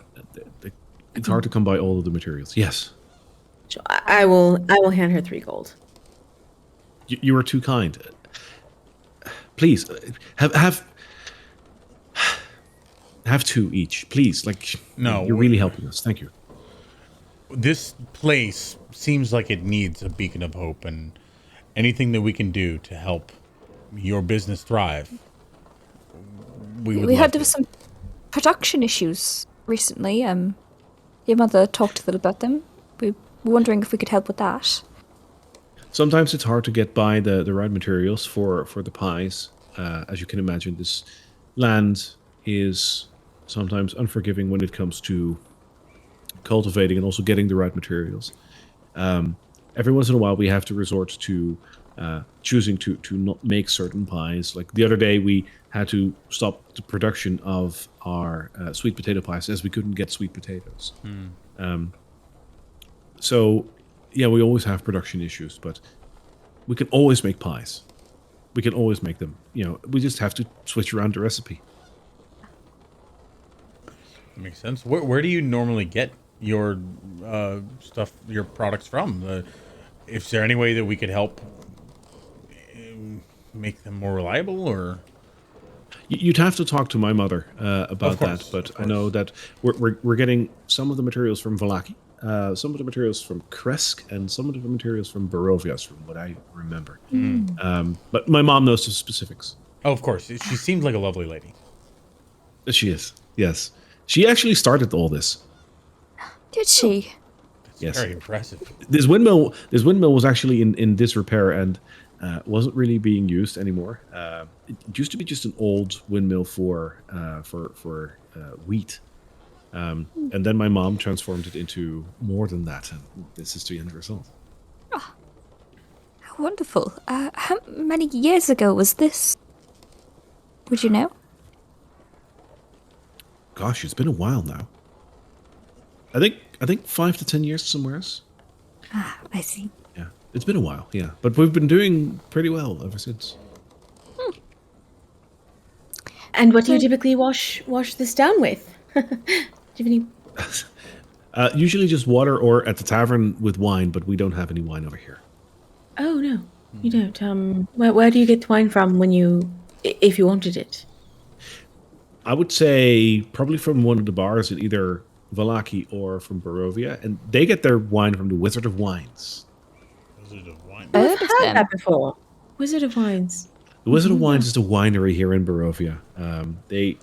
If you get a bottle of wine, chances are 98% certain that it's from the Wizard of Wines. They make it, but as you can imagine, wine is one of those, well, commodities, if I can call it that. That is unfortunately a little more expensive, and we haven't set up a production chain that can help us afford that.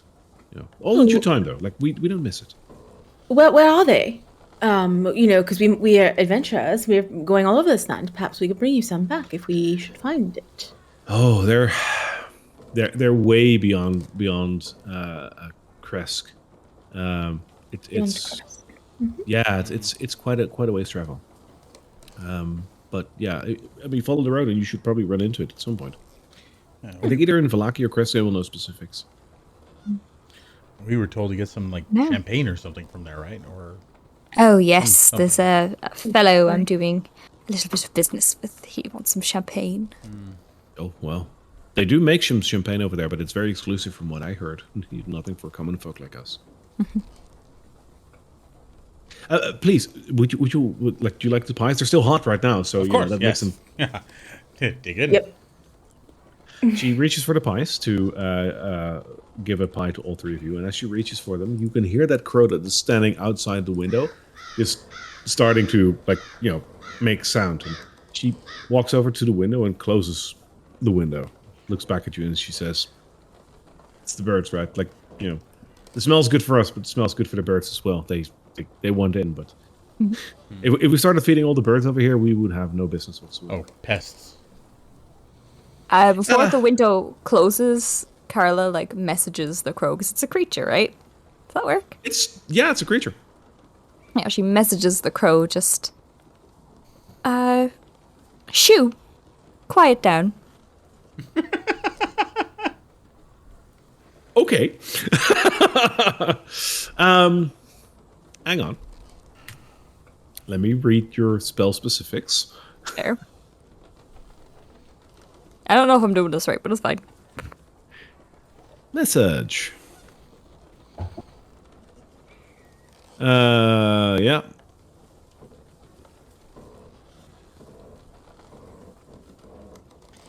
feel like message is a really underrated cantrip. That's so cool.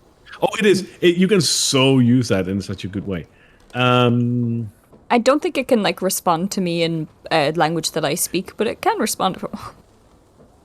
It can only respond in the languages that it speaks, if that so happens to be a language that you speak as well, right? Yeah. All right. So you say shoo. Yes, shoo. Quiet down. All right. The bird flies away, and you hear in your mind, suit yourself. Wait, what does that mean? Wait. What? Are you saying that out loud? Yeah. Wait, what? What do you mean? What are you talking about? Standing right here. What are you talking about? Give me a moment. I'm going to scurry outside to where I can see the crow. It's She gone. is It flew very away. strange. Crow flew- We crow flew picked away. her up like inside the gates of Loki. We're kind of, it's like a charity thing, isn't it, John? What? You know, Carla? Well, if I look around, is there any other sort of like animal or crow or bird nearby? Give me an investigation check on that. Also, you're Okay. outside, right? Let me just move you there. There you go. Yes. Oh, I no longer have to do disadvantage. Wonderful. Okay, 14 plus 6, that's a... Wait, is it still 6? Yeah. That's a dirty 20. Dirty 20. All right. So you look around, and this is like a grassy knoll, and there's like this almost no trees around whatsoever. So looking around, you do notice that there are some birds flying around in the air, but that's like quite a ways away. Like it's not that there's no animals; they're just not in your vicinity. Not even 120 feet away. No. Okay. Okay. Great. Carla, the Right, as you're pies standing are out- ready. Kara, as you're standing outside, you notice that a wagon stops near the windmill. And out from the cart comes an elderly an elderly lady that you might have seen before. And the lady is accompanied by a small boy. They Carla, both like, approach the windmill. Carla just like looking around and then spots the movement and kind of looks down and she sees the lady who she's seen before and kind of raises a hand and waves a little. She stops in front of you. She says, "Oh, hello there." Hello. We were just popping in to get some pies. We met in... Yes. You met Oh, in where's it called? Barovia, yes. Yes. Outside of the tavern, wasn't it? Yes. Yes, indeed. Yes, I told you to stop by over here. I'm glad you did. This is where we make them. It's wonderful. Have you noticed any weird patterns with the birds around here? Oh yes, you can imagine what the smell of pies does to the birds around here. I'd be surprised if they can find anything edible in the forest here. So the smell of a fresh pie will attract them like flies. They're always around, trying to get in through the windows and whatnot. They're pests, but I can't blame them. I understand. Sure. Interesting. I'm sorry, I'm blocking your way, and she kind of steps aside to allow them in first. Oh, that's all right. Thank you. And she walks in and takes the boy with her. Oh, hello. Hello, hello. Ah, so good to see you. Welcome to our home and welcome to our bakery. Have you tried the pies yet? Have you? And she looks over at her daughter. She says, "Bella, have you offered these people a pie yet? Like I did promise them." And she I'm nods in agreement. like mid eating my pie. All right, cool. Yeah. So is John, I imagine then? If she's already started eating, well, I imagine John has to. Yeah, fair enough. So Carla, you're not eating them just yet, right? No, I'm like at this point. I've got my notebook out and like crows can talk here? Question mark? Question mark? Weird patterns. Yeah, she's no longer interested in food. There's a mystery. This gravy is Bella excellent. walks over with one of those vegetable and chicken pies and hands it to you, Thank you. Carla. All right, wonderful. So as the case may be, Barovia is a strange land, and as you can imagine, strange lands do strange things to strange families. Unfortunately, every once in a while, we do pick up stragglers or children that have run away from home or that come from a home that is... And she sort of whispers to the three of you. She says, that is no longer there. So this child seems to have been lost, and I decided to keep him here for the time being because it's safer out here than in the woods. And what's your name, young man? Kid looks like very flustered at you, directing your attention to him, and he says, "My name's Reek." Insight check. Sure.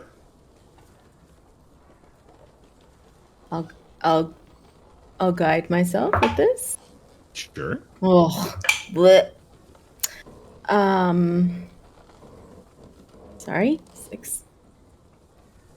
It's a 12. I actually rolled a 2, but I still got a 12 because my insight is pretty sweet. Damn. Yeah. All right. So with a 12, yeah, the kid is probably speaking truth about his name. Okay.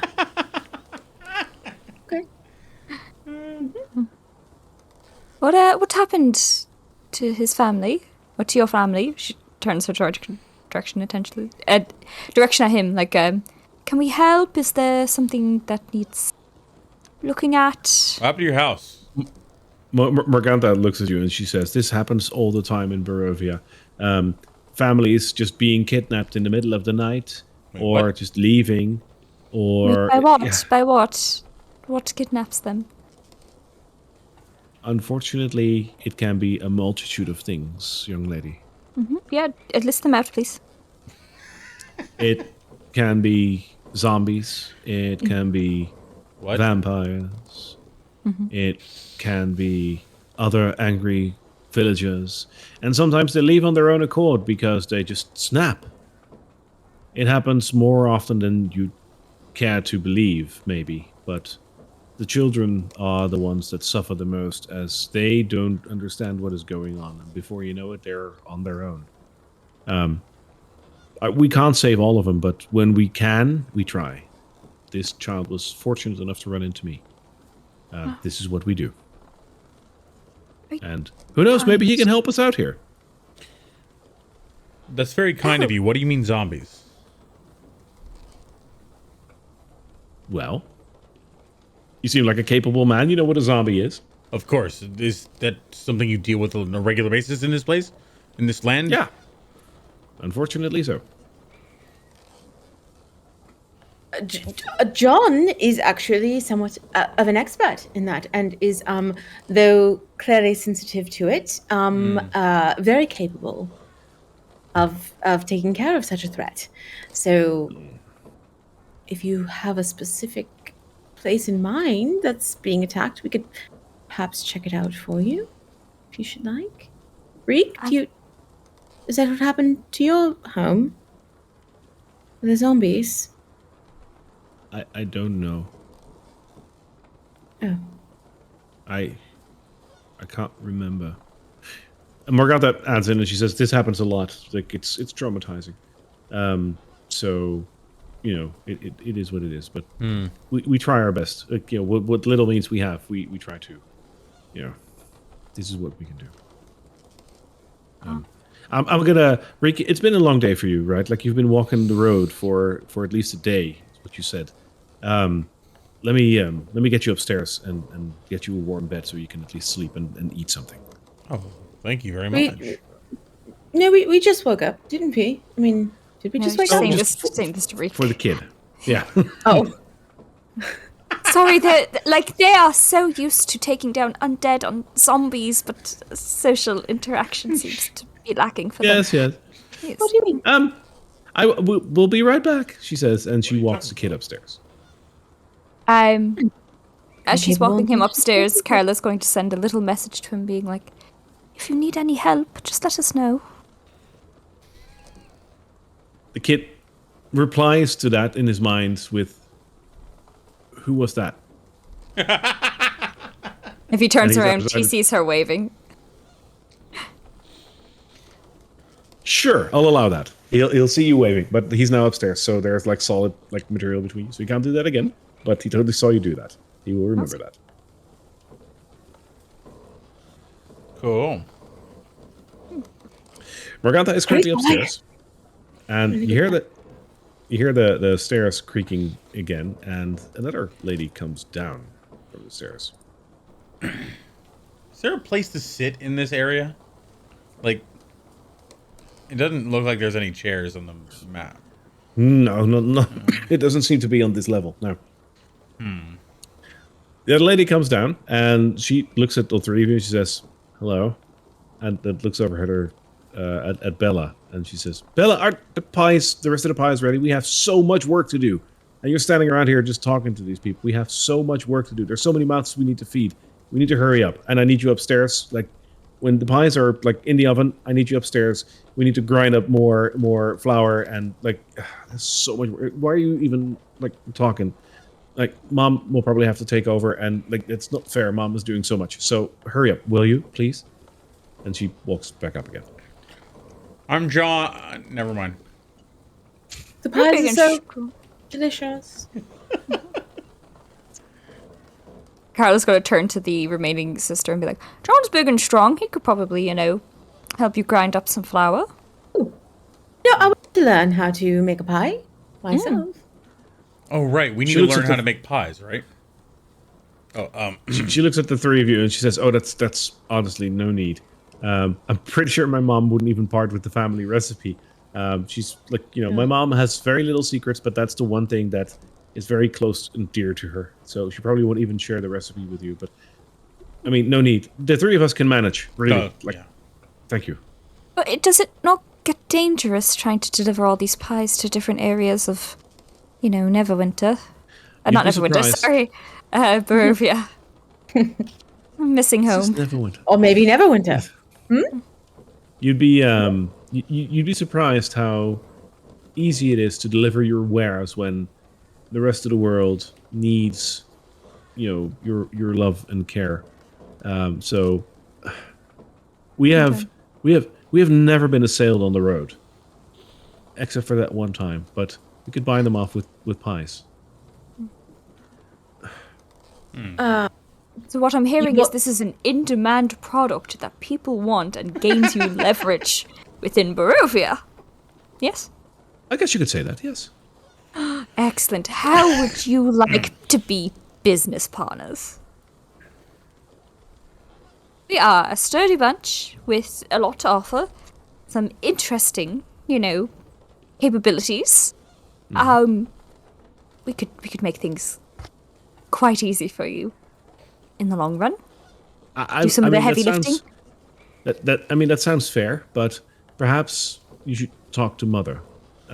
She would know best. Mom! She yells upstairs, and sure enough, Morgantha comes back down again, alone. The kid is probably asleep by now. And she looks at the three of you and Bella, and she says, "Yes. What's the? Are the pies okay? Do you like them?" Oh, they're delicious. You spoke of production issues earlier. Is there anything that anyone can do to help?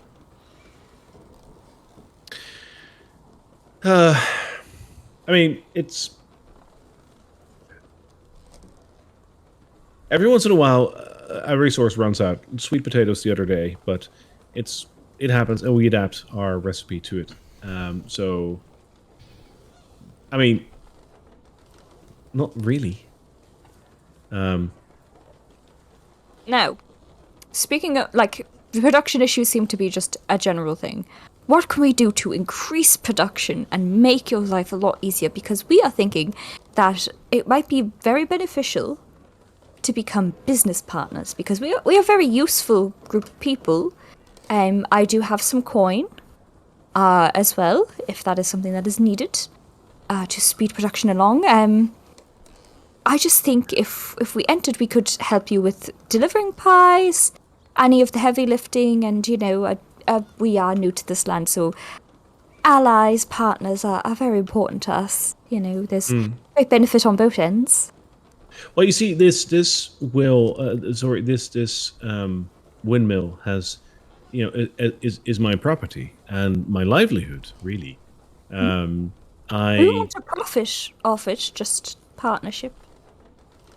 Right, but what would you get out of that? Like a lifetime supply of pies? Is that it? Not a lifetime supply. I think that would do, John. I mean, I'd love some pies, but I mean, we'd work with you. Earn our keep. Wait, what am I saying? We Yes. still have work to do. What? Casariel is so bored by this conversation. She's just gonna kind of like Tell you keep what. eating her pie.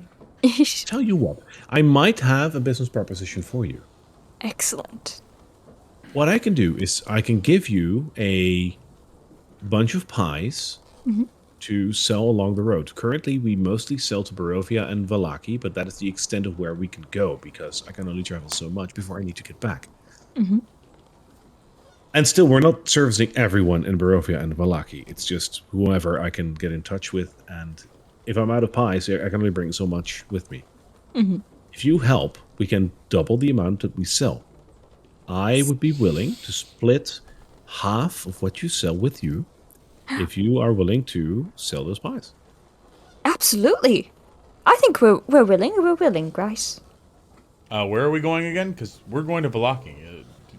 But we're going along a road, and then we'll probably have other destinations after that. We have a lot of things to find, you know? So... Is there a deadline on how fast we have to deliver, or do pies go bad? Do pies go bad? I've never had a pie go bad on me. They, good man. The pies go bad after, say, 5 to 6 days, so you have some leeway. The earlier you sell them, the better, because the quality would be better. But still, people are like, these are very much in demand. People will pay you gold for them. Some robust pies. Fabulous. I can give you 20 each. Like, if you can take 20 pies each with you, then that would be great. How would we go about carrying them? Because I have 2 hands. Do you have a backpack? Yes. They're hand pies. They're not like big pies. Oh, fantastic. Yeah. Fantastic. Yeah. Fantastic. Yes, of course. I remember having that thought as well. Of like, why are we all ordering like a shit ton of pie? Yeah, it's not like an actual apple pie. Like it's Yeah. those one, like the single serving kind of pies. Yeah. All right, so there's just gonna be like this stack of pies coming out the top of his backpack. I love it. Like not obviously not ridiculous, but just like a couple high. Yeah, I like it. And to seal this partnership, I think that this would be very useful to you. And I'm going to pull the deed out of my bag and I'm going to hand it to her. And I'm like, we found this places that we've been. And I think if this would solidify, you know, your ownership, obviously, I don't think anyone would challenge this, but if it is ever challenged, you now have full ownership of the windmill in writing. And I hand her the will. You want to give it to Morgantha? Yeah, the deed. And I'm like, this will be a little signifier of our partnership. Yes, She but looks. I think perhaps we should. And I'm just like, I'm not really paying attention super a lot, and I'm eating my pie, but I'm just gonna kind of like casually walk over here, taking a look at everything, and try to peek upstairs. Shouldn't we see the whole operation before we become partners? You know? Morgantha says she looks at the document and she gets a tear welling in her eye at reading this document. She says, "I thought this was lost forever. This deed is the deed to the Durst windmill from the Durst family. Everyone knows that the Durst family is no longer with us, and everyone thought that the deed was just gone with them. The fact that you found this is nothing short of a miracle. Are you sure you're willing to hand that to me? This is very significant. This is the actual title of ownership of this windmill. We just set up operation here because we knew nobody would actually challenge us on this. Now we have Wait. proof. Are you sure? Are you sure? When being asked that, now Carol is unsure. She's like, why would you double down on that? Of course you should want it. So she's just going to do a quick insight check to see what her motivation behind this is. Is it like false niceties? Is it genuine? Give me the check. You know, that's kind of what she's looking for. All right. Okay. Roll the dice. 16 plus 3. So that's 19. 19. She is very happy to hold this document in her hands, but it's hard to pinpoint what her motive ulteriorly behind this is. There's no question that the power behind this piece of paper is quite significant. Not from like a magical standpoint or whatever, but literally just judicial. This solidifies the fact that they are now 100% within their right to operate and live here. You're basically handing someone who's been living somewhere for a long time the actual paperwork that goes along with it. That's how it feels to her. And that's definitely what you see with her.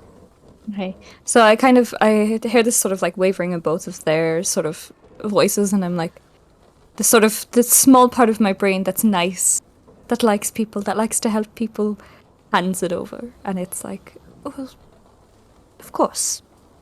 You clearly bring a lot of joy to the people of Barovia, and if we can help them out, we will try along our way. She raises a finger and she says, business goes two ways. This is a grand offer you're making here, and I want to return something for that.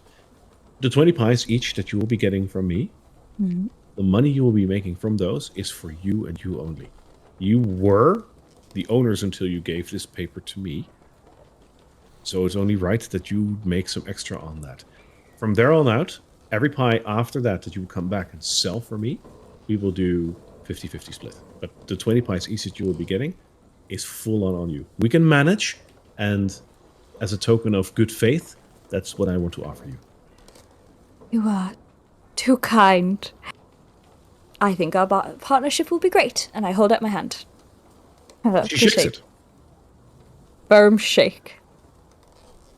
Well, we grab the pies and get on the road? We have a lot to do today. John's going to turn to Casaria. She hands you. Good. She hands you all three, just 20 pies each. Excellent. I'm presuming in like a package or something that we can put in our bag. Yeah, it's like in a like a jute bag. That's the best that they can manage. Yeah. John's going to turn to Casaria. I was like, do we work for Carla now? What's going on? I think we do. I think that's what just happened here. Let's go, Muscle. Let's go. She says. Casaria, she's talking to you. Yeah, obviously. Okay, and I kind of like drag them down a little bit, and I'm like, we just secured an allyship with someone who holds a lot of power over the general people of Barovia. The power of what's happened pie. here. I agree. And we have money. We're getting money. Money is very good. I've noticed in my times and my travels, money tends to make people like you more so. That's always good. We had a building. Buildings mean nothing. We're not staying here. True. Good point. But that was a 30 gold building, which honestly in its current state is probably not far off. Never mind. All right. Thanks for heading out. Go. You guys want to go outside again? I think we're heading to Valaki with our new And found job. You walk outside, each having 20 pies in your backpack in a jute bag, and as you set foot again towards the path towards Valaki, Carla, you can't seem to shake the feeling that in the distance you're a crow. Shoot. And with that, we're going to end the episode for today. Yes. Wait, did we just get involved in a pie pyramid scheme? Let's go. I'm pretty sure that's we are what we're making doing. it a pyramid scheme. See, we're going to get to the next town and be like, hello, barkeep. If you want to make lots and lots of gold, we'll have an offer for you. Wow. Really fucking sus. Pie pyramid scheme. I love that. Pyramid scheme. Oof. Pyramid. Oh, God. All right. That was a lot of fun. That was a good episode. That was pretty good. I think we've gone like 3 episodes without combat, and I don't feel bad about that. Like, this is enjoyable. This is pretty damn great. Okay. All right. Wow. So, back in the road of Valaki. We will see you guys again. Never mind, it's fine. I just realized my actions have consequences. Continue on. What? Continue We'll on. talk. We'll talk. This was a lot of fun, and we'll catch you again next week. Yep. for the continuation of the pyramid scheme. I love that. Like that's gonna be like a hashtag. Guys, draw us for pies. We- Draw us yeah. selling pies. T-shirt, like We need a T-shirt with like a paladin, a cleric, and a bard holding up pies. Would you like a pie? It's like that's like a pie shop, some sort of pie shop. we are the Pisketeer. Never mind. Okay, I'm done. I'm sorry. Well done. All right, everybody. Thanks everybody for being here. Thank you so much for hanging around. I hope you guys enjoyed it, and we will see you again next week with the continuation of pies in Barovia. See you soon.